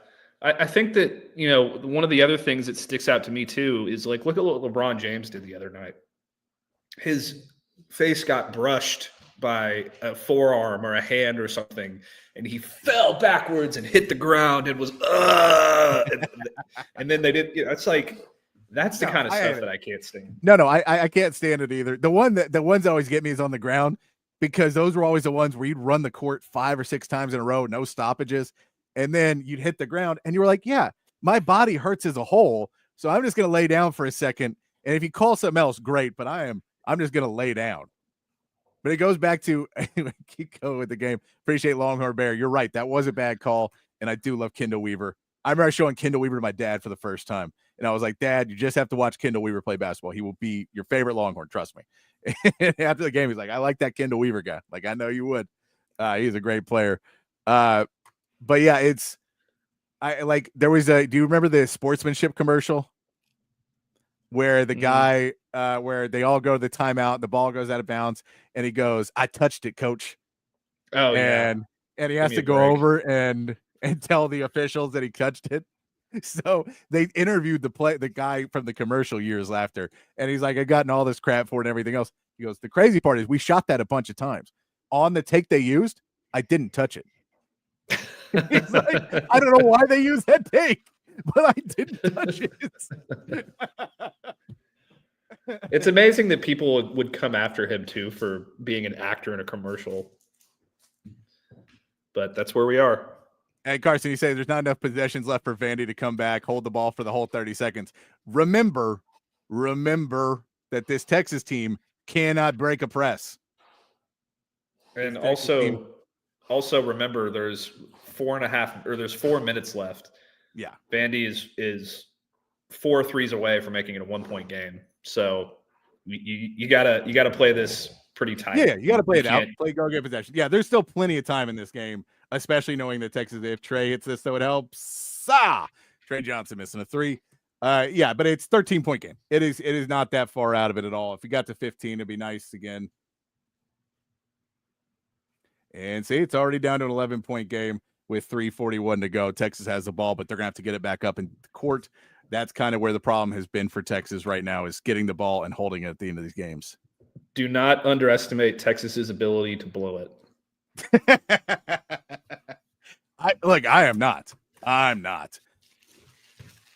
And Joe K says, "Clock stopping is your enemy. If you're Texas, Kaluma did drop his shoulder." No, look, I agree. Look, this is for Texas right now. You know what? I'll tell you what. We're gonna take a quick break. We'll play our commercials for the first hour while we're in a commercial break of the game, and then we'll come back. And get to more when we keep it going. But I want to hit these before we get to the end of the game, and then our reactions, and then hopefully all y'all guys want to have your reactions after this game, whether it's a win or a loss, and where we feel going into tomorrow. But we're going to take a quick word from our sponsors here on Open Gym on Texas Sports Unfiltered. I hope you join us. I know it's kind of a weird show today. I'm aware we're trying to go through it. I didn't want to just talk about something else and ignore the game. It doesn't feel like you guys on the chat or text line are upset about it. So we're going to keep that going here until the end of the game. And then maybe we'll get into some other football talk if we have time. If not, we'll do it tomorrow. But we'll take a quick break here on Open Gym on Texas Sports Unfiltered. The best sports bar in Austin, Texas, USA, America is Cover 3. They've got everything you're looking for in a great sports bar. TVs everywhere, so there's not a bad seat in the house, and they've got the right games on. You're not going to have to ask the bartenders, the waitresses, the waiters for the game that you want to watch. They know the games that you want to watch, and the food. My goodness, that's what separates Cover 3 from the other sports bars out there. An upscale menu with tons of great items. You got to try the Sean Adams prime rib sandwich. They've got the filet mignon. They've got the fish tacos. Of course, all of the sports bar classics like wings and nachos as well. Great burgers, great salads. I'm telling you, something for everyone. Of course, the full bar happy hour prices, the weekend brunch. You got to check them out. Anderson Lane, Round Rock, and San Antonio. And, of course, Cover 2, 183 and Lake Creek. It's Cover 3. Dining, spirits, sports. Hi, I'm Dan Covert with my wife Hayden. Welcome to Covert BK. Our newest location in the gorgeous Hill Country includes Buick, GMC, Cadillac, Chrysler, Dodge, Jeep, and Ram, and hundreds of pre-owned and certified vehicles for you to choose from. We have 3 service departments that are ready to take care of your car, truck, or SUV with 86 service bays to accommodate any repair and get you in and out quickly. Come visit us today to select the vehicle you've been dreaming about. Covert, born and raised in Austin. Shout out to Leaf Landscape Supply, a full service and wholesale and retail plant nursery and landscape supplier here in the ATX. They have 2 terrific locations. Y'all should check both of them out. If you're up north, hit up the one on Pond Springs Road. If you're down south, hit up the one off Monterey Oaks and 290. If you're looking for large quantities of supplies to fulfill any landscaping job, trendy house plants, a collection of specialty plants and rare plants, Leaf Landscape Supplies, your one-stop shop for everything you need. Go to their website, leaflandscapesupply.com, so you can check it out before you get there, what you want. And when you do get there and you're in the checkout line, let them know your boy Zay Collier put you on, the boys at Texas Sports Unfiltered, and you get 10% off. 10% off, can't beat that at Leaf Landscape Supply. Hi, this is Tom McKay, owner of Audiovisual Consultations. I got this, Dad. This is Camilla McKay, and my dad can help with any TV or stereo needs you have around your house. Just call him, and he will come to you with advice and a great price. And the guys that work for him are awesome. They can install anything, anywhere. So, like my dad says, just relax and smile. We handle all the work. So just give us a call at 255-8678 or on the web at avconsultations.com. Back here on Open Gym on Texas Sports Unfiltered, Tremont Mark knocks home a couple, makes it a 13-point game now with 3:39 left in the game. Appreciate you guys hanging out with us there. Longhorn Bear says, not with the 3-ball, Carson, but yes, use up the whole shot clock. But Vandy shooting garbage, 32%. Vandy already fouling, good coaching. Ooh, go in ball, great roll. I appreciate you, Longhorn Bear, for feeling about it. Texas gets a stop there, gets the ball back. You just want them to kind of shoot themselves out of it, but at that same part, Tremont Mark, man, when Tremont Mark gets going downhill, he doesn't necessarily look back out, does he? It doesn't seem so. Like, that's one of the issues with him holding the ball is once he feels like he's going to the basket, he kind of tucks the ball in, does that Russell Westbrook like tuck, and then just drives at the bucket. But he's getting fouled. So he's a bulldog, that's for sure. And you want to have guys like that on your team as well. You know, to a certain extent, you want the tough guys who will get the hard baskets and get to the line. But misses the free throw there, so now there's a double bonus. But that was the last 1-and-1, getting nothing out of that. You know, in this last 3 minutes, I really want Trey Johnson taking good shots more than anything else. So this ISO get to the basket thing that Tremont Mark's doing is not really doing it for me. No, you want, and this is the problem with Tremont Mark. He's done a few times this season. He needs to have the ball, but he wants to have the ball more than anybody else, and he's not the best player on the team, especially not offensively. So there is. You know, this is one of the issues with the team. You can tell him what to do all you want, but you put the ball in his hands. He needs to have it, but he gets into, I want to save the game. I want to be the guy. And it does hurt this Texas team. You're 100% right on that. And then Kaluma just pops Tremont Mark in the head. I don't know if that's a selling it or if he just genuinely got knocked pretty hard there by that elbow. But Texas now has to inbound again with 2:49 left. Up by 11. They get the ball into Kaluma. Jordan Pope breaks it, and we get Trey Johnson. Hold the ball a little bit, set up a play. Trey, don't pass it. You're good to have it right now. You don't want Trey Johnson to pass this ball, really. I know he's got guys around him. Okay, if the double team comes, Kaluma, Pope on the outside. You still got 13 seconds. Try and get the ball back to Johnson if you can. But they're going to run the play and just take Trey Johnson out of it. Jordan Pope gets a wide open 3, and it doesn't fall. That is, you do want to see, like, that play wasn't necessarily terrible, but I don't like Trey Johnson taking himself out of plays when they don't need it, because now they're not playing much defense on the other end. And so now it has been cut down to a 9-point game with 2 minutes to go. I don't mind, you know, if the double team comes to get rid of it, but I don't like if he just takes himself out of the play because he's only taking one defender with him. You got to take 2 if you're going to get yourself out of the play. We'll see what Trey Johnson does with it here. Yeah, and now it's a single-digit game. You still got 2 minutes left. I'm a little bit behind you. I'm a little bit delayed, but there's a miss. So I don't know. I'd like to see him hit a big shot here and kind of salt it away. But because now we're already down to 7 with 1:35. The possessions for Texas, when you slow the ball down, and look, most teams are not great when you slow the ball down entirely. It's really hard, but you can't just settle for threes in that realm as too. You have to get inside because either you're going to get fouled or you're going to be able to get 2 points. But just settling for threes over and over again is how you shoot yourself out of a game. Those rebounds are going to be harder to get as well because you're talking about balls that are going to bounce out. So it's a little bit harder for you to necessarily get an offensive rebound when your guys are trying to fight to get underneath the basket.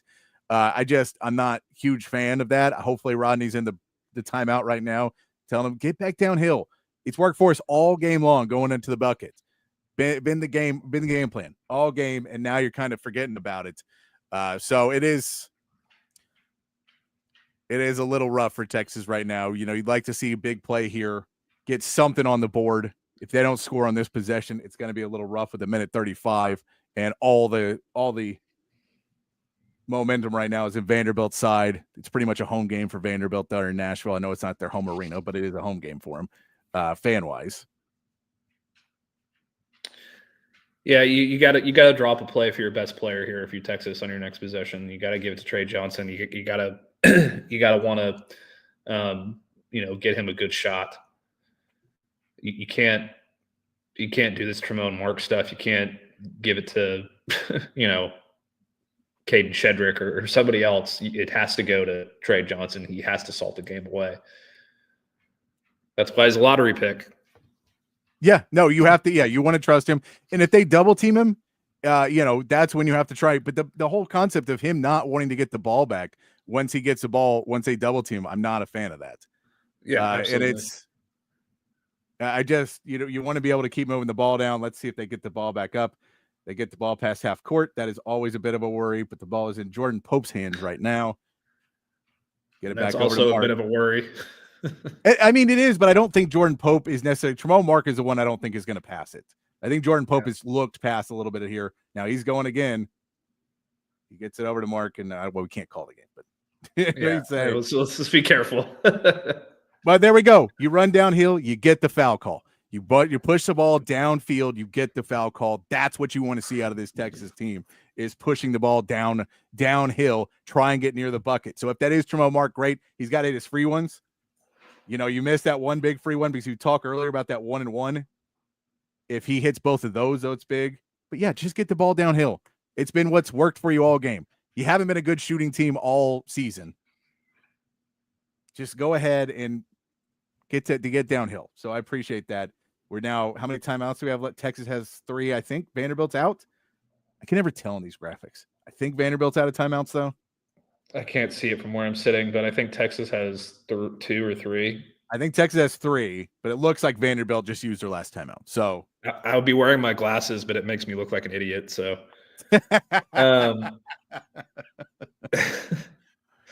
Longhorn Bear, I'm with you. Make your free throws. Come on, boys. Yeah. Who's your best free throw shooter? I assume it's Trey Johnson. I assume so too. I don't think he does much of a warm up, which is always weird. It's how I was taught to do it when I was growing up was, you have your ritual and it gets you into it. And then you just do that so many times and you get good to it. And Trey Johnson doesn't really have it. He just kind of catches the ball and shoots. And you're like, all right, it works. Let's see what Tremont Mark. Every sport has that to a degree in some form or fashion. Basketball, it's the free throw. Golf swing, everybody has their own little waggle that they do. Football, the kickers have their thing, or Quinn Ewers has the finger licking stuff. So everybody's got their thing. When I was playing basketball when I was younger, I just did that because I saw NBA players do it, and I was like, I guess this is what you're supposed to do. But no, so I can tell you how I found it. Shoot, I used to go to Spurs basketball camp when I was a kid, and get knocked down both free throws. And so everybody thought I looked like Vinny Del Negro. Vinny Del Negro came one time. He taught me how to shoot free throws. And that was the thing. I wasn't hitting him. He's like, you got to get a routine. And so I made a routine up on that, and I kept it for the rest of my playing career. I just had the same thing. And if I shoot free throws now, I still do it. But I also shot tons and tons and tons of free throws. They call that foul before the bucket. Are we going to get another flagrant here?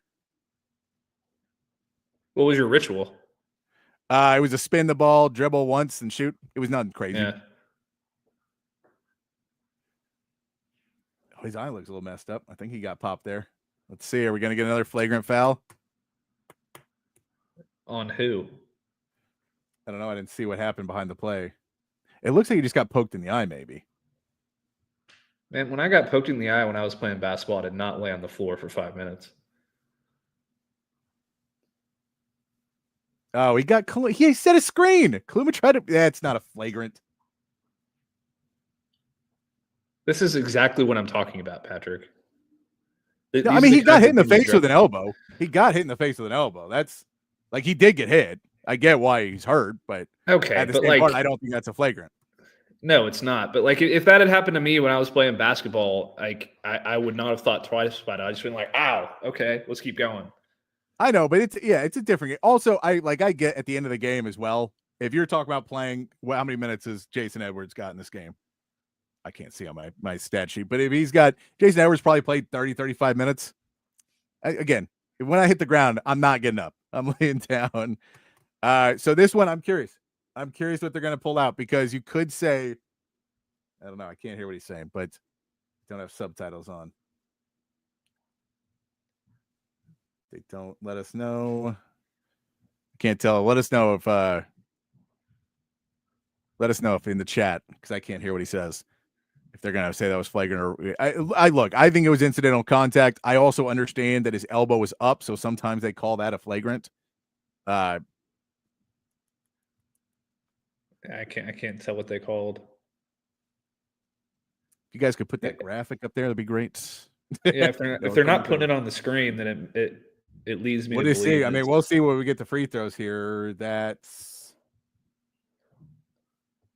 No, it was not. They just counted the bucket. As it should not have been. That was just no a basketball play. Yep, there we go. Right? I mean, and look, the Pistons in the 80s also, that sucked. Like, that's not fun basketball. I get it, but that was because there wasn't athleticism. That NBA didn't sell. What sold was a better NBA.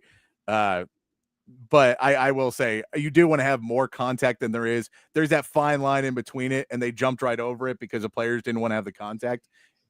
So there should be more physicality, especially in the post. But yeah, nobody wants it. It hurts, and these guys don't walk right. It's hard to want to play a basketball game. Come on, Shed. Come on, Shedrick. Gotta hit the free ones. Yeah, but why is he the one getting the inbound pass, by the way? Because they can't find anybody else. And I mean, you typically throw things to a big guy, but you want to get him the ball out of his hands as quick as possible. And all right, he gets 1 out of 2. I'll take that one. Yeah, Joe K says allowed hand checking outside the 3-point line. I would do that as well. I would allow a little bit more of that. I think they changed the rules too dramatically to try and get scoring up. What's funny is the NBA did push back a little bit on letting a little bit more physicality happen in the second half of last season, because everyone kept having 60-point games. And so they had, like, all those games, you notice the officiating changed pretty drastically. And, of course, all the big names started to bitch and moan a little bit more. But we'll see where we go. Texas now, we're up. Texas up 8 points on the free throw line is Vanderbilt. I can't see which one it's. We got it. Of course, it's Jason Edwards on the free throw line. Chris Mannion actually has been on the free throw line more than Edwards, even though Edwards is a bit more of a free throw merchant and a foul merchant. But based on that call, he looks like the SGA of college basketball. I'd say, yeah, he's a little bit more of that free throw merchant, looking for things.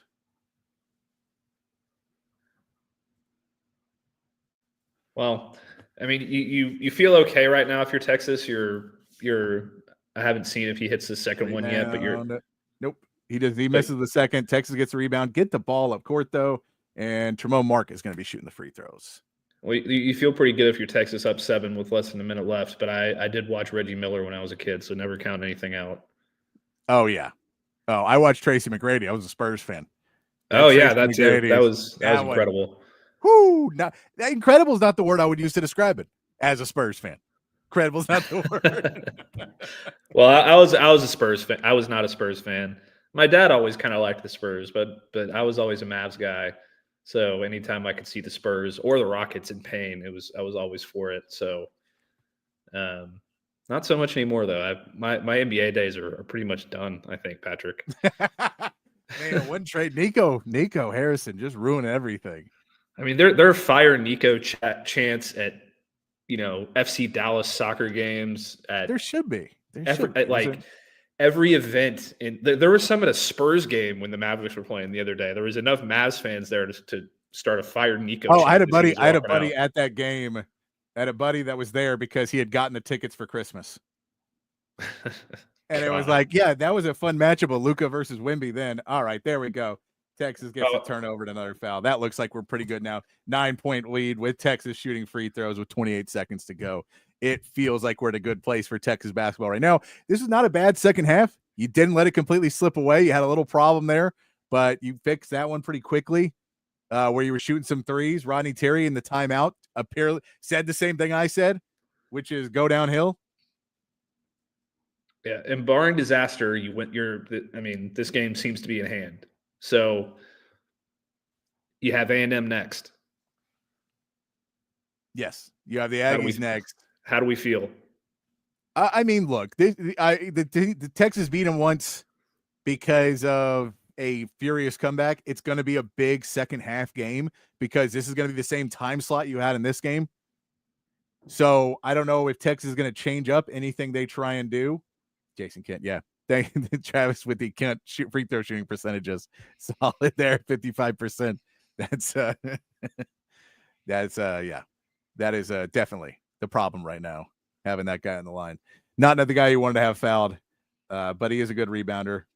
Misses them both. Never good to see, but it's still a 9-point game with 25 seconds left.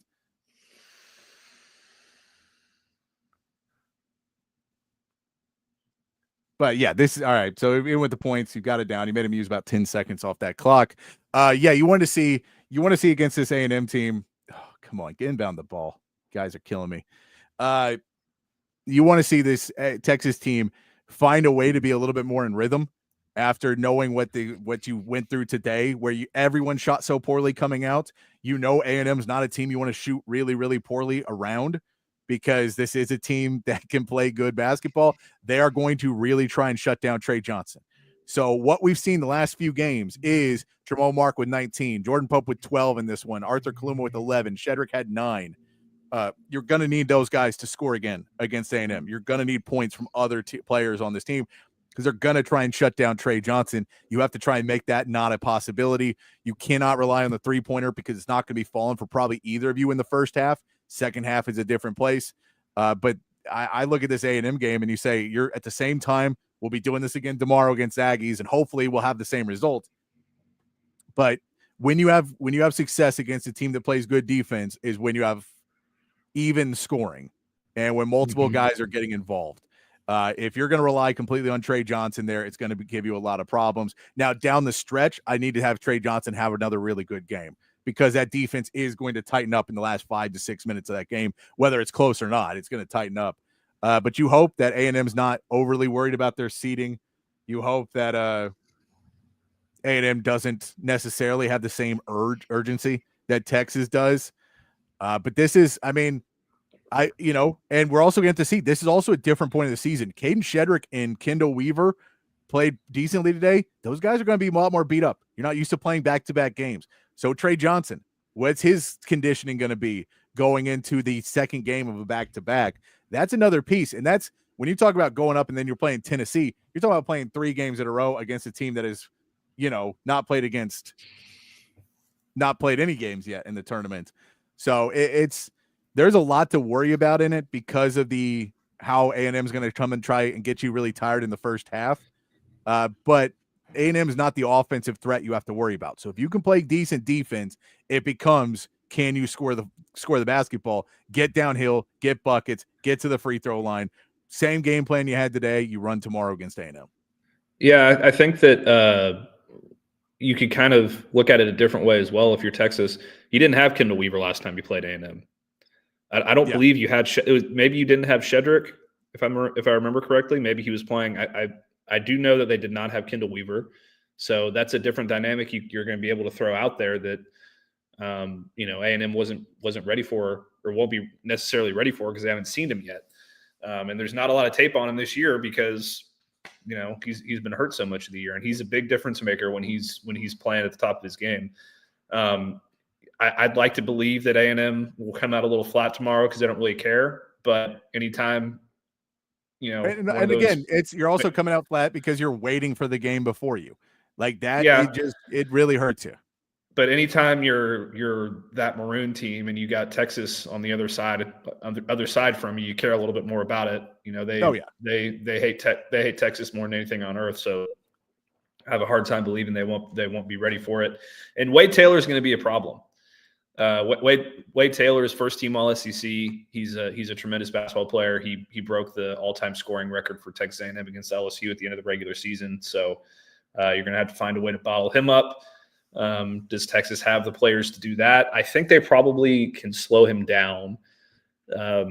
But you need to find somebody who can at least match him shot for shot. And Trey Johnson's got to be the guy that emerges at the end of the game. You don't want to see one thing you don't want to see tomorrow against A&M is a 30-point Trey Johnson game and everybody else in single digits.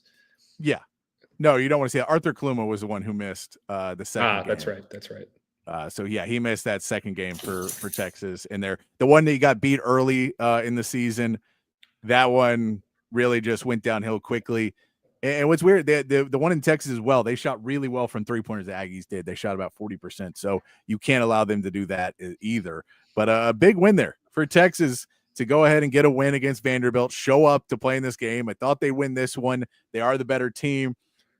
Longhorn Bear says, imagine we had a better coach with all that experience on the floor. Look, I'm not going to hate on Rodney Terry like that. I think Rodney Terry's a good coach. I don't know who the better coach is. I just don't. I don't know who the guy you're getting who's such a better in-game coach. Again, Coach Calipari was the one who said, let's, instead of making a 4-point game, miss the free throw. Sometimes they all make dumb decisions. I think Rodney Terry made a good call down the end of the stretch on this one, which is put your head down and get to the basket. Stop shooting threes. Stop. Get the ball downhill. Get to the free throw. I get the clock stops, but you cannot keep shooting threes. They stop that, and that's how you put the game away. Which is another byproduct of today's era in basketball, that everybody just wants to launch threes because they see it in the NBA, and it works in the NBA because that's the way everybody plays. It's not it can't be the same in college basketball for every team.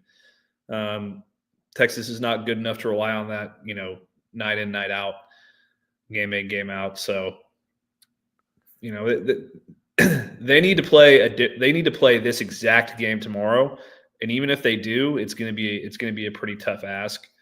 We'll see. A&M's just a much better team than Vanderbilt. So absolutely, this is a big win. If you would have beaten Oklahoma, then you'd feel really good right now, or not really good, but you feel much better right now. But you did get a win. 79 points. You keep holding teams to right around this 70 mark when you're winning. So 70 mark again against A&M. I think that's pretty achievable. The question is, can you score 79 against A&M?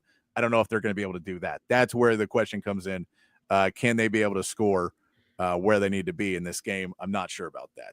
That's the big worry. If you guys want to throw in on the text line 512-222-9328 or on the chat, you got any immediate feedback from the game you want to throw in there, or you want to throw in your predictions for tomorrow, whether they be good or bad, go ahead and throw those predictions in there as well.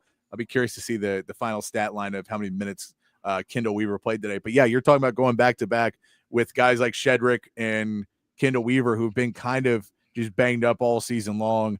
Tremont Mark's been banged up. It looks like he's finally playing pretty well right now. But a lot of different pieces you got to have going on this game right now. Trey Johnson and Rodney Terry speaking to the crew after their game. But yeah, throw those predictions in. Why don't we talk about, you know what? Let me go back to our show sheet. Let's see what we actually do. We've been thrown off completely here by this. Why don't we get into a little NFL talk real quick, and we'll get back to Texas basketball as we keep it going. But if you guys want to talk Texas basketball, throw it in there in the chat, and we'll get back to it. I promise. But we've talked about it for the first hour and 20 minutes because the game's been going on. I don't know how much more we can say about it in the immediate impact. Hopefully it's enough to get you into the tournament. I don't think this is. I wouldn't put it there. It just feels like, I don't know. I know they want to have Trey Johnson in there. But it doesn't feel like this is enough, does it? It feels like you have to win A&M. And then if you beat A&M, then you get another big win. Everybody's happy, and it feels pretty good. But I don't know about that. You like to see that Texas does. Jason Kent, again, finding what his role is in this game. 10 rebounds. Again, finding what his role is, being a rebounder. His 2 points are on a putback where he put the ball back up. If he just free throws, he'd have 4. But Jason Kent playing pretty well underneath. I thought Zero Konyema gave you okay minutes. He still had some knucklehead plays, but going in there. Shout out to Avery Bradley. They're showing in the crowd there with Danny Ainge. Avery Bradley, part of that Utah Jazz front office. So shout out to him in the crowd. We saw Tristan Thompson was there. So they got a couple Longhorns showing out for this. But yeah, overall, Kaluma with 11, Shedrick with 9, Trey Johnson with 19, Jordan Pope with 14, Tremont Mark with 19. It's probably the most evenly scoring game we've seen in a while, of everyone kind of being out, and no one had to be the standout player. When you see Tremont Mark and Trey Johnson both scoring 19, you got to see that. Now, I would have liked them to have Tremont Mark on this panel afterwards. It feels like he's not going to pass as much tomorrow. So now you got to put me on the panel show. He's definitely not passing as much tomorrow.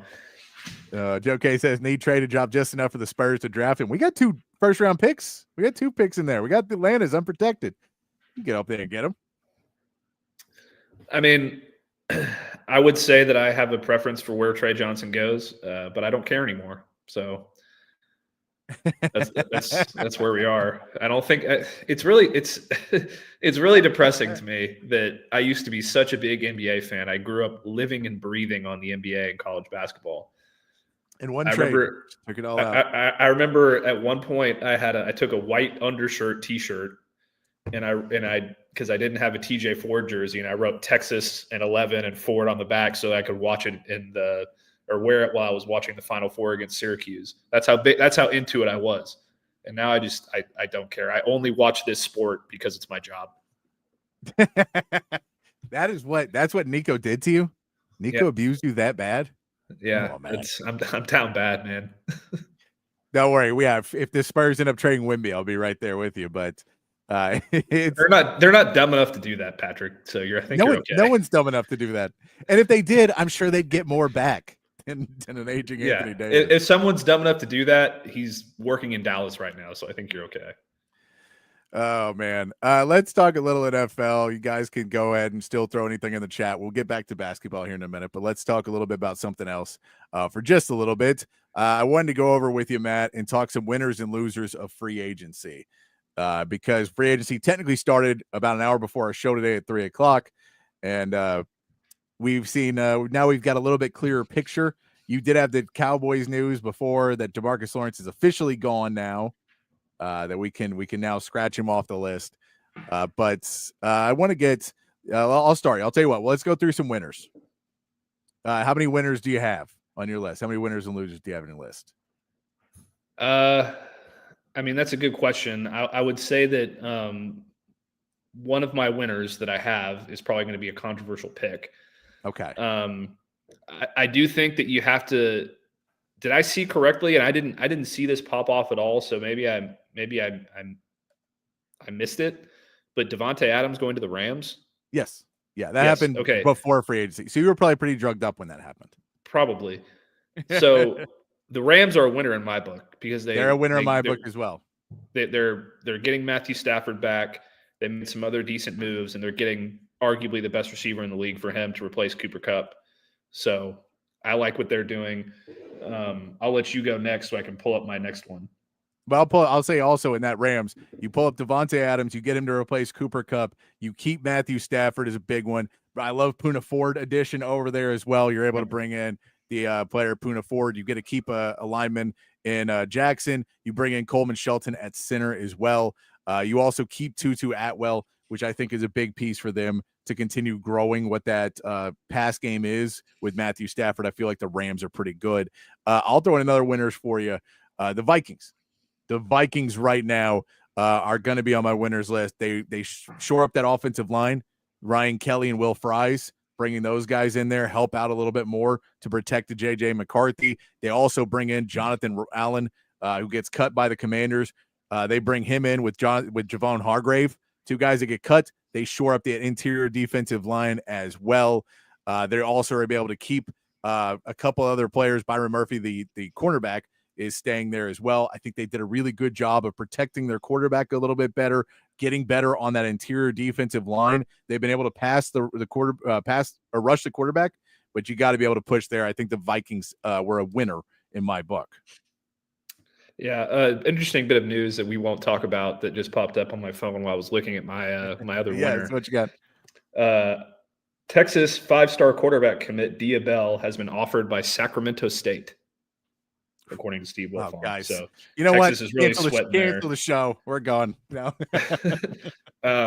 So okay, and this is going to sound controversial to some people because I I'm also including trades in this. Is Okay. my Yeah, I am too. for a winner for me.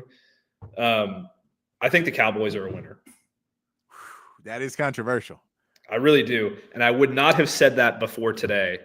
I would have said they're doing fine, nothing special.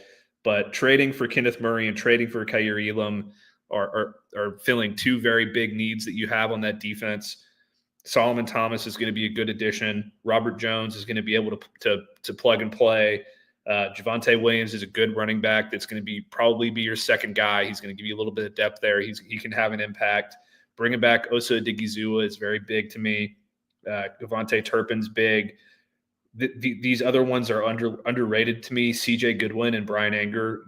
Those are two very important special teams pieces that I think are very important. And Peyton Turner, I like the project. Former first-round pick. He's got talent. He's had some injury issues. Yeah, Dallas isn't necessarily the place you want to be when you've had injury issues, but he's got talent. Let's see what he can do. And look, maybe they're not done. I know that the Jordan Lewis thing hurts. I know that the Zach Martin thing hurts. Tank Lawrence, I'm whatever about, because there are years that he looks like he's one of the best pass rushers in the NFL, and there's years where he can't stay on the field. So yeah, so that is what that is. But I think that we can really look back on this Cowboys offseason and grade it only when we see what they do with the draft, because they didn't have as a big enough impact so far in free agency to where I'm like, they're absolutely A+. I think that they're definitely a winner so far, but if they make the right picks on day 1 and day 2, we'll be able to look back and say, okay, they have a chance to turn things around next year. And I saw a mock draft earlier today from CBS Sports with the Cowboys picking Jahdae Barron. So I would be a big fan of that for him to replace Jordan Lewis and upgrade that secondary. So yeah, we'll see if that happens. I'll put it this way. I'll put them in the incomplete file. They're not going to be one. They're not a loser. They're definitely not in the losers category, but they're in the incomplete file. And let's start here. Until you pay Micah Parsons, we know nothing else matters, because until you pay him, it's still just a dog and pony show, and you haven't said what you're going to do with your team yet.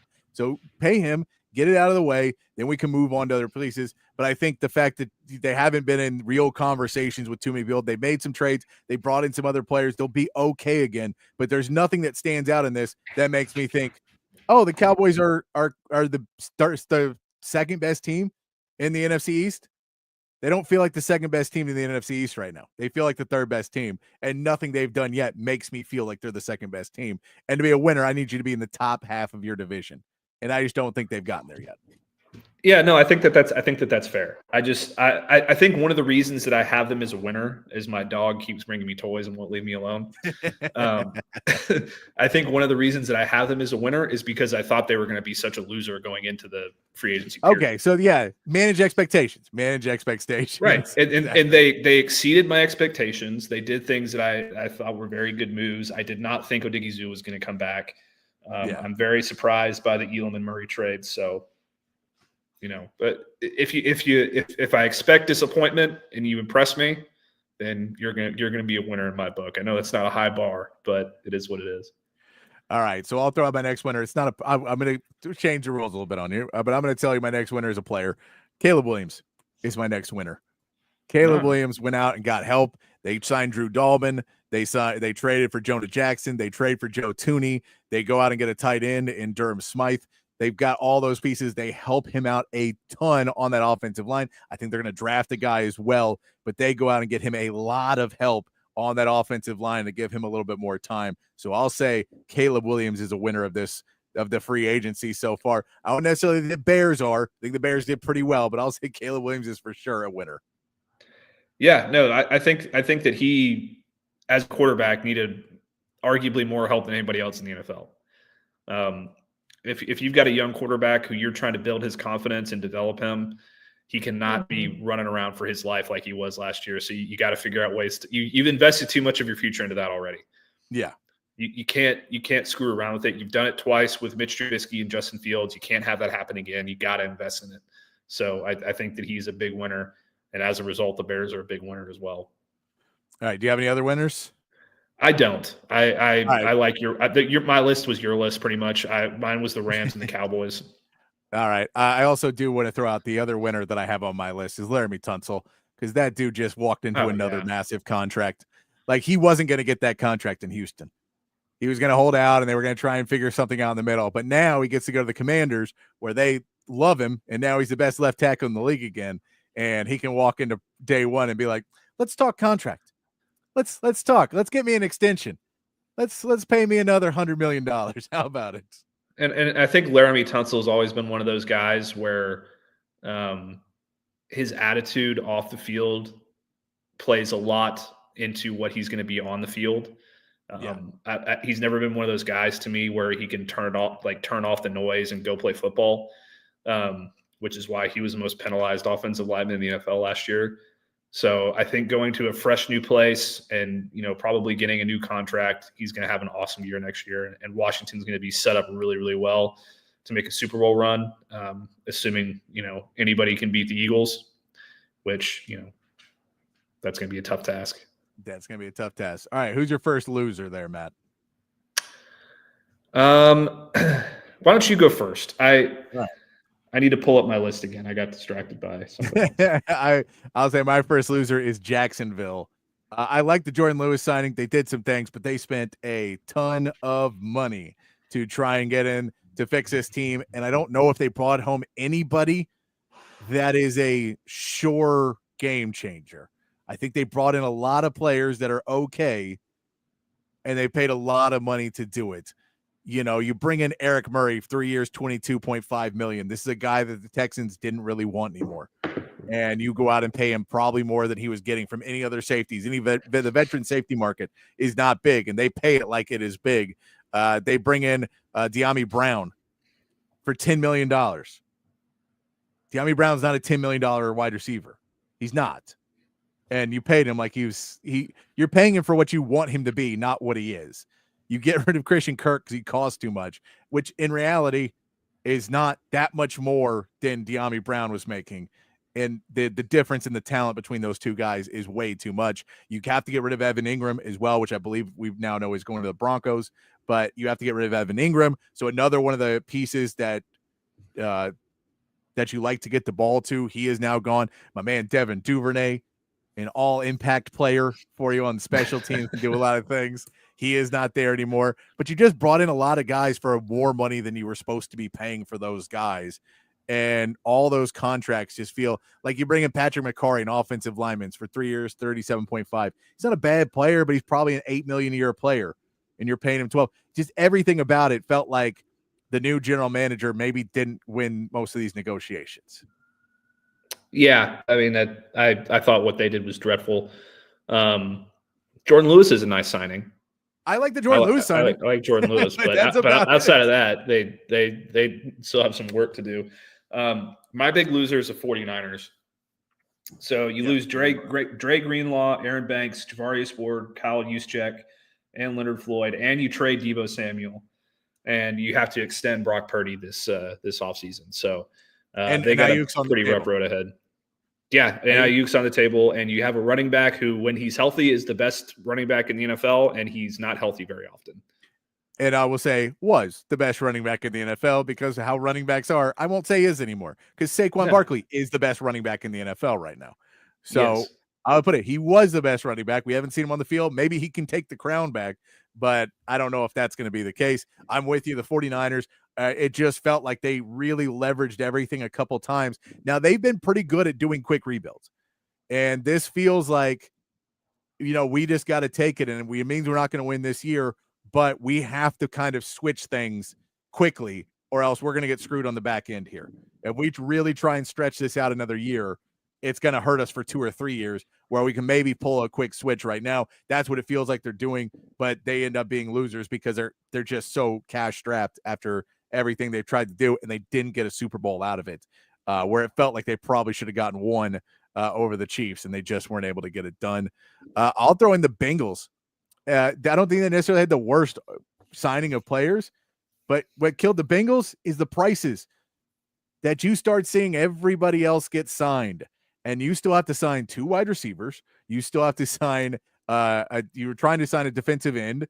But that's never going to, but once you get the Myles Garrett contract, that's out. You're trying to bring in players and the price of everything keeps going up because you can't secure those contracts. The fact that they didn't pay already is killing them as more and more guys are just driving the market up and up and up. That Max Crosby deal, the Myles Garrett deal are just killing you if you're the Bengals. Yeah. You may not like my next loser pick, but I think the Texans are big losers. I have CJ Stroud listed as my loser, but yeah, well, he takes the biggest hit because he loses one of the best left tackles in the NFL when he's playing as good as he's capable of playing in Laramie Tunsil, and you're relying on Blake Fisher and Titus Howard to fix that offensive line. CJ Gardner Johnson is a good move. Christian Kirk will help some, I'm sure. But in the grand scheme of things, I don't think they've done enough so far. Maybe there's another move coming that hasn't been out yet, that maybe they're working on another trade or something along those lines. But I just don't feel like they've done enough to fix their issues. No, and I like Sheldon Rankins as well, bringing in the interior line. I like a lot of things they've done defensively, but on the offensive side of the ball, I mean, Christian Kirk's great, but yeah, when you're saying you still have Dalton Schultz, who's an okay tight end, but lets you down a lot and hasn't been blocking the way it needs to be. You need another wide receiver, but you signed a bunch of other guys that are kind of low-end wide receivers, so you don't know where you're getting that from. And that offensive line is a giant question mark. Now, is there addition by subtraction? Is the hope is we got rid of the cancer that was in the locker room, that Laramie Tunsil and Shaq Mason were supposed to be the leaders of this offensive line, and they didn't care to do it. And so it just got worse and worse and worse. That's the belief by Texan staff. But until I see the results, until anybody sees it, it feels, I had CJ Stroud down on my list.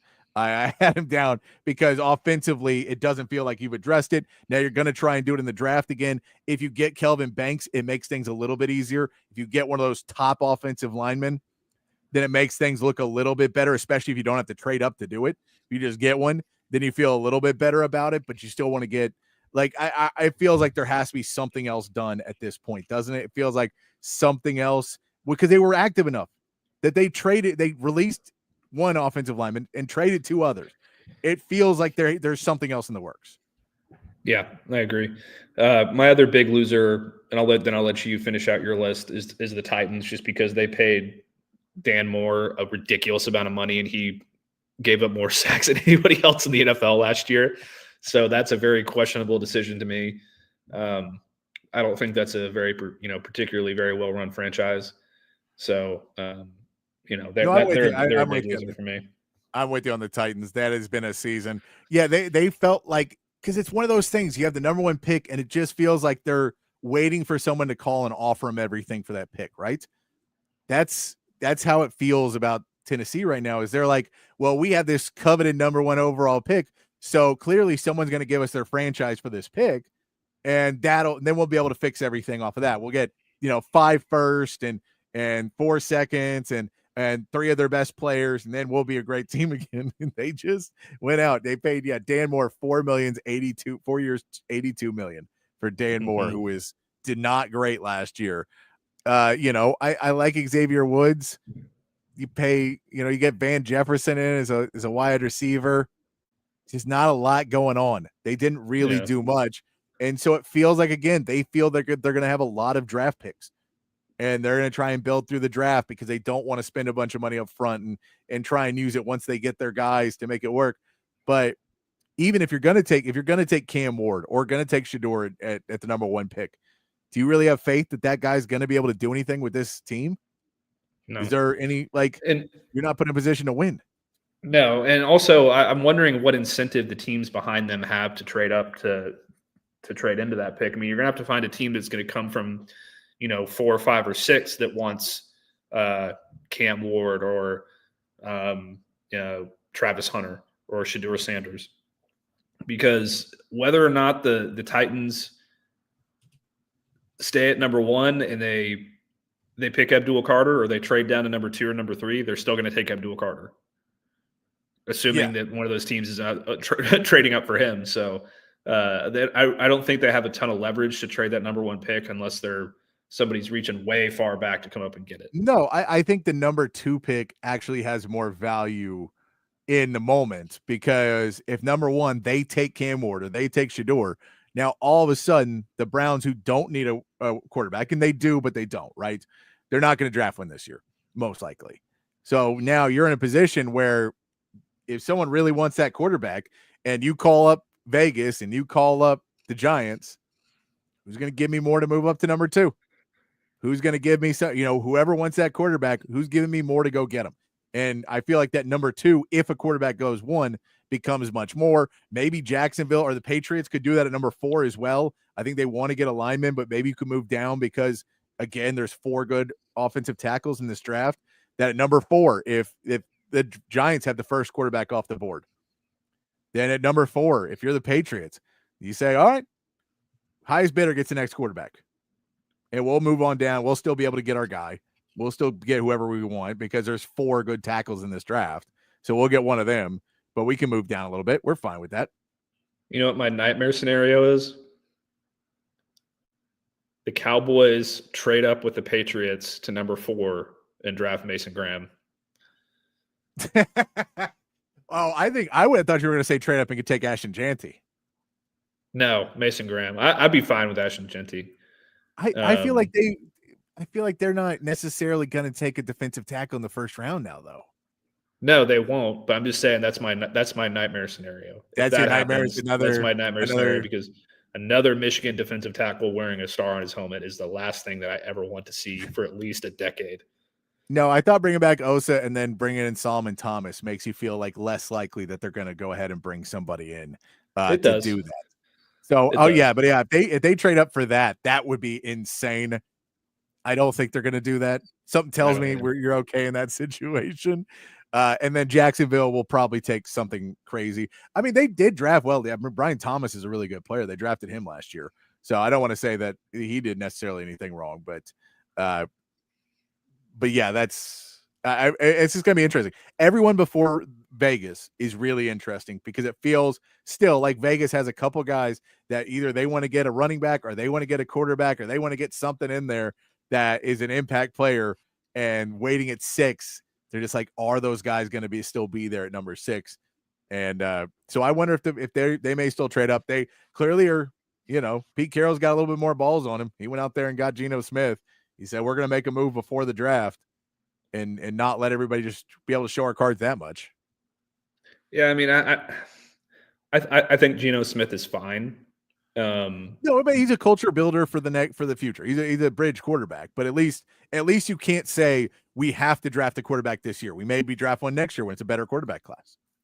Yeah, and it's a much better quarterback class next year, I believe. There's a guy named Arch coming out probably who's going to be he's staying. He's going to be a pretty good NFL quarterback. He's good. I would love to believe that he's staying because that's an extra year of Arch content that I get to put on my website and let explode. But I can't see it. The Irons, if he has the year that everybody's expecting him to have, or even 75% of the year that everybody's expecting him to have, he's going to be the number 1 pick, locked in by college football playoff time.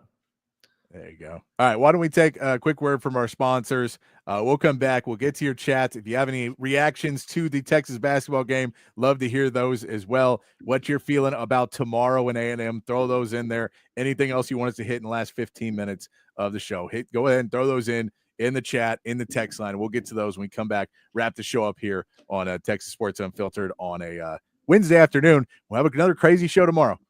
Tomorrow there'll be another crazy one, but we'll go out of this one, play a word from our sponsor here on Open Gym. Hi, I'm Hayden Covert. Welcome to Covert Buick GMC of Bee Cave, your home in the Hill Country for new and pre-owned Buick and GMC vehicles. With beautiful inventory arriving daily, including the GMC Yukon, Sierra 1500, and Buick Enclave, you'll be certain to find the perfect vehicle at an incredible deal. Our service department is also open for all your vehicle maintenance needs. Visit us today for a test drive. Covert, born and raised in Austin. We are professional grade. Altstadt Beer, the best beer that you can find all throughout the great state of Texas. Y'all know I've been a fan of Altstadt for years now, and if you try it, I think you will be too. If you've already tried it, you know exactly what I am talking about. Altstadt is brewed locally in Fredericksburg, but available all over the state of Texas. So if you're tuned in Austin, San Antonio, Dallas, Houston, it does not matter.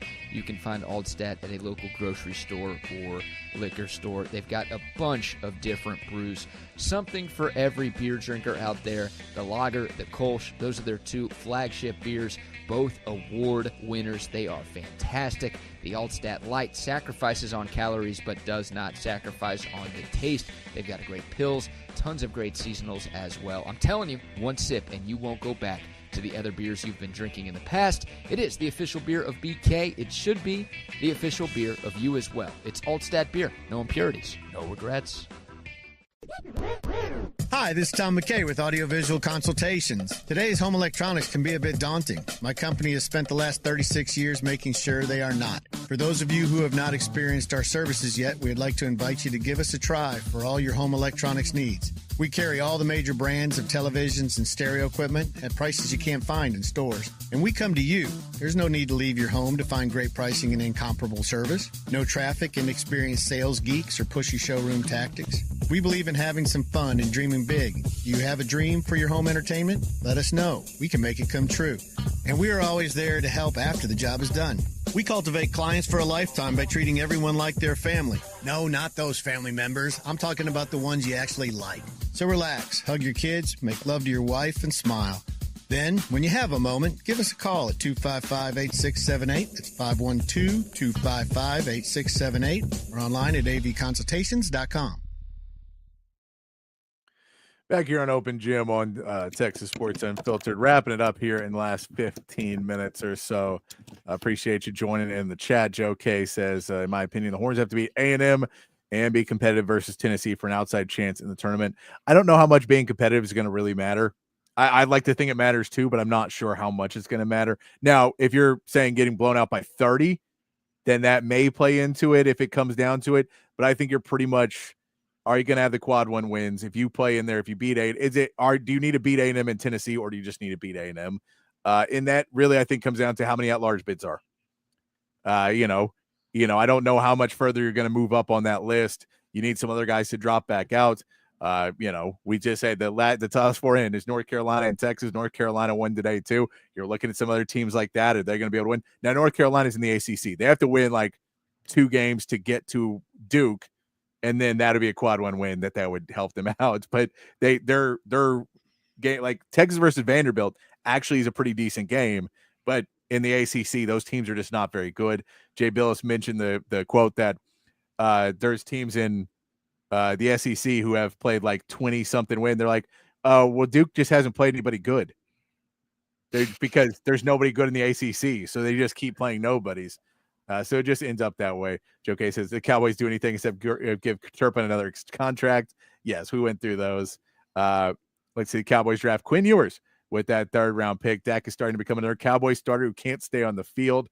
I'd be curious. I'd be really interested to see if they picked him up. I wouldn't be opposed to it, seeing him be brought in. I mean, they haven't brought in Cooper Rush. They haven't brought him back. So I think they're just kind of waiting and assume Cooper Rush will be waiting there at the end of the year or at the end of the day. So I don't think people are lining up to sign Cooper Rush right now.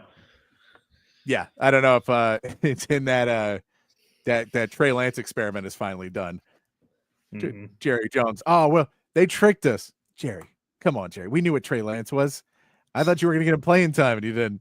And yeah, we talked about that, about the DeMarcus Lawrence trade.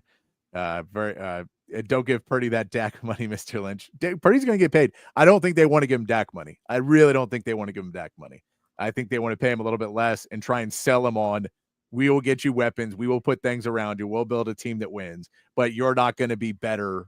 There's no better place for you than here. Like, you've already had success. Do you really want to sign a contract? Do you really want to play free agency and then your career is over because you went somewhere else? That's a sales pitch. And Purdy's people will say, well, do you want to lose me? And then I go become an MVP somewhere else. That's the negotiations. How that one works out. And yeah, Joe K says they definitely need bubble teams like Utah State, San Diego State to lose. Yeah, the more you get bubble teams out, the better you are for Texas. You'll be watching championship week and just watching all those bubble teams. If they can start losing in the first round, second round of their tournament, gives you a little bit more hope. I do want to mention a little bit because we didn't talk about it over the weekend that much, but Texas baseball did get another win last night. It was a little bit tougher than they wanted it to be. The game was tied going into the 8th inning, and that is when Texas bats finally turned on. And you got an 7-4 win. They get 4 runs in the 8th inning. Started to get the hits flowing a little bit better at that point. We still saw Max Blue hasn't been playing at the level he needs. He gets 1 hit in that game. Ethan Mendoza, though, has been playing pretty well. Jalen Flores feels like he's starting to get a little bit better in what he's doing. The strikeouts weren't too bad in this game, only 6, but a lot of men left on base, 12 men left on base for Texas. Those things have to be shored up before you get into SEC play. Pitching, no one stayed in too long. I think both coaches understood on the first Tuesday before conference play they were going to use a few pitchers. They were okay with doing it. And so we saw Bryce Navarre get the win, and Thomas Burns with the save, only pitching 1 out there, comes back in when there was a threat there in the bottom of the 9th, or the top of the 9th, that there was a little bit of threat, so they were able to shore that off. But Texas does go 14-1 before conference play going into Mississippi State this weekend. I mean, they look like they're in a pretty good shape. And that's it. If you get a Schloss for basketball, I'm all for it. But you better go get me a Schloss. Don't get me another David Pierce. I don't need another one. The same thing. I need somebody better. I need a top name, and I'm not sure who that is that's available. Yeah, I mean, we sit here and we talk about how good the SEC is in football, and we sit here and talk about how good they are in basketball. And basketball might have the edge this year, but that's rare. SEC baseball is absolutely ridiculous. Yeah. So this is going to be Texas's first season in the best conference in America, which is a narrative that we've said in both major men's sports this year. But they're going to have a tough task ahead of them. I've been watching, SEC baseball for a long time, and it is no joke. So it's good to be 14-1 heading into that conference play. You really love to see that, especially in year one with the new coach, and Schloss knows the SEC as well as anyone. But it's going to be tough. So if they can keep playing like this, they're going to be in pretty good shape. But they're going to have a lot of roadblocks ahead of them. Yep. And I did want to get to this story for some college football talk. Did you see the story about Rich Rodriguez that came out now that he's back at West Virginia? No. Rich Rodriguez has come out, and now he has said he had banned TikTok dancing for all the West Virginia football players. He's banned TikTok dancing. He had to go and say, look, I'm not banning TikTok. That's too much. I don't have that type of authority to ban TikTok, because then they're all just going to ignore me and keep doing it. But no more TikTok dancing, he says. We have to be tough. We can't be tough if we're doing TikTok dances. I love this move by Rich Rod. There is nothing more disheartening to me than getting on Instagram and seeing a TikTok on a reel of Jonte Cook doing a TikTok dance, or one of my Rebs at Ole Miss doing a TikTok dance. So, it's one of my big problems with America's youth today, TikTok. I have a lot of nieces and nephews, and I'm pretty sure all of them are on it at this point, and I'm not a fan. I'm not. I always keep it out of my locker room. But he didn't say in the locker room either. He said overall, I don't want to see your TikTok, which I'm like, do you have somebody that's just scouring TikTok to make sure, or at least follows all your guys? And I'm trying to figure out what the equivalent was, because every generation has these things. Like, we all have this stuff, but it's for us. I don't know what my generation's was of that, because now I'll see my niece, and she'll go, and you'll just see while we're all hanging out. And then you'll just see her set her phone down over in the corner, and then just do a dance to the phone, and then go back and look at her phone, and set the phone back down, and go back and do a dance. You're like, what is this? What is this for? This goes into, by the way, and I know that the kids do that, and maybe the other kids watch it. I do want to state this as well, because I went and saw Rod Stewart, which was an interesting show to say the least. And I saw that, but people keep pulling their phones out to record. There's not one person, including yourself, who will ever care about watching the footage you filmed from a concert. Nobody ever will care. Thank you. Now, if you want to post a reel real quick, especially for local bands, and be like, hey, come support this band, I'm fine with that. You want to support a local person and you're just kind of promoting it, that's fine. That's fine. But when you go see a nationally touring act, put the phone in your pocket. Maybe take a picture. Take a picture. I'm fine with that. But for holding an entire song, at one point, this dude had above his head, so not in front of him, because he wanted to watch the show. So he did that, and he was doing the zoom ins and the zooms out and all of that. And he was like the cinematography from this guy filming another person's camera shot on a screen and not even the show. And I'm like, who is this for? Because I know what it sounds like. I know what all of these sound like, and that's what it sounds like. No one wants to hear that. See, what song is that? Who knows? But there he is, and it's 5 minutes of it's just me holding a camera shakily for 5 minutes, and you look across, and it was everybody. And here was the thing: I was one of the younger people at that show, so it's not just a generational thing that people do dumb things on their phone. It is everybody who does dumb things on their phone. People just do dumb things. People are dumb. It's kind of a natural evolution. I will say I went to 2 of the 3 concerts. I went to 4 concerts last year. 2 of the 4 of those concerts. One was Morgan Wallen in Houston. Yeah. And we were standing, me and the girl I was dating at the time were standing in our seats, and somebody had come from the rows behind us, stood up on their chair, and was filming the concert like basically the entire time, standing on the chair. So we were having to like do this whole number with looking around her and all that. And then at Zach Bryan, it was basically the same thing. Every song, everybody was holding up their phone. And when he played Revival at the end, which is the time that everybody should be locked into the concert because it's the coolest part, everybody's standing on their chairs. And I'm sitting here, my feet hurt. I'm old. I've had a few drinks. I just want to sit down, and I can't even watch the best part of the concert because all these people are standing up and I can't see anything. Yeah, I'll say I'm fine with people standing up. I get it. I'm going to sit down a lot of these shows. That doesn't bother me as much. If you want to stand up now, like standing on chairs. No, I get that. Yeah, you can't be doing that. But I'm like, if you want to stand up, I can always see that and I always laugh because especially in Austin, there will always be the one Texas fan who's standing behind and getting livid at a Texas game because you're standing up and cheering. And you're like, well, there's 7 rows of front. Well, if you sit down, like, no, they're not. People are standing up. You're going to have to deal with it for right now. I get it. If no one else is standing up and I'm the only one, then I'm the ass and I'll sit back down. But for the most part, I'm going to stand up when the crowd is standing up. But yeah, the taking videos thing, it drives me nuts. I'm not a Zen person and live in the moment and all that. I do everything else. But if you paid all this money to go to a concert tickets are expensive as hell now. If you paid all that money and you're giving them a free job of filming their show for them for a video that no one will ever watch, go ahead and take the night off. Just enjoy the show, have a good time. And it is crazy to me the amount of people do it. So that goes back to Rich Rod saying, I don't want the TikTok dances. I'm like, I don't think that's a problem with your program. Have fun with that, trying to enforce it. Have fun the next time you have to call someone in and be like, I saw you do a TikTok dance. They'll be like, cool, I'll transfer. Like, no, okay. No, okay. You can still do it some. Because if you're going to kick out everybody for not doing things you like on social media, it's going to be gone. I will agree with Charlie Strong. Social media will be the downfall of society. I fully agree with that. I cannot stand social media. If I didn't have to be on it for my job, then I would not be on it. No, me either. I would like to get away from it as much as possible. Joe K says the only time I use my cell phone at a show is for the flashlight hand wave, and I took social media apps off my cell phone. It definitely has helped me get stuff done.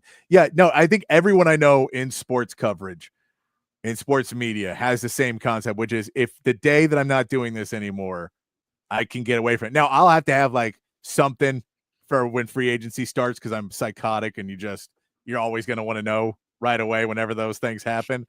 But I can't wait to figure it out on ESPN later. I gotta get it out there. But yeah, that is the new Rich Rodriguez way of how he's going to bring West Virginia back to prominence this time around. Is he is going to he's going to do it by banning TikTok dances. We got to be tough, guys. We got to be. I always thought it was tougher if a guy could dance and whoop your ass at football. I thought that was a tough way to go. Yeah, definitely. And also, how excited are we supposed to be about Rich Rod when you're retreading a head coach that gets, I mean, I don't know. That whole thing sounds like a disaster. It does. Hey, remember how that guy was so bad at Michigan he couldn't last a couple of years, and then he was not good enough at Arizona, so he couldn't do that. But he was pretty good here. Remember that? So let's bring him back. And again, it's the NIL transfer portal era, man. It is a different world in sports right now. We appreciate everyone who hung out with us today on the show. I know it's a little bit weird. It'll be a little bit weird tomorrow too. We'll be doing, I'm assuming, the similar thing depending on how the first game goes of, tagging off on our Manning cast reboot that we're doing with Chip and Zay. We'll be following them out in the second half. Hopefully it'll still be a game in the second half. Hopefully we'll get to have that. It was not a super exciting second half for us, but I'll take that for Texas football, Texas basketball. Appreciate you, Matt. Follow him, Texas Longhorns on SI, to check out where Matt's writing and all of his stuff. We'll be back tomorrow for that. Until then, be kind, be safe, keep your underwear clean, and we'll see you right back here for more on Open Gym.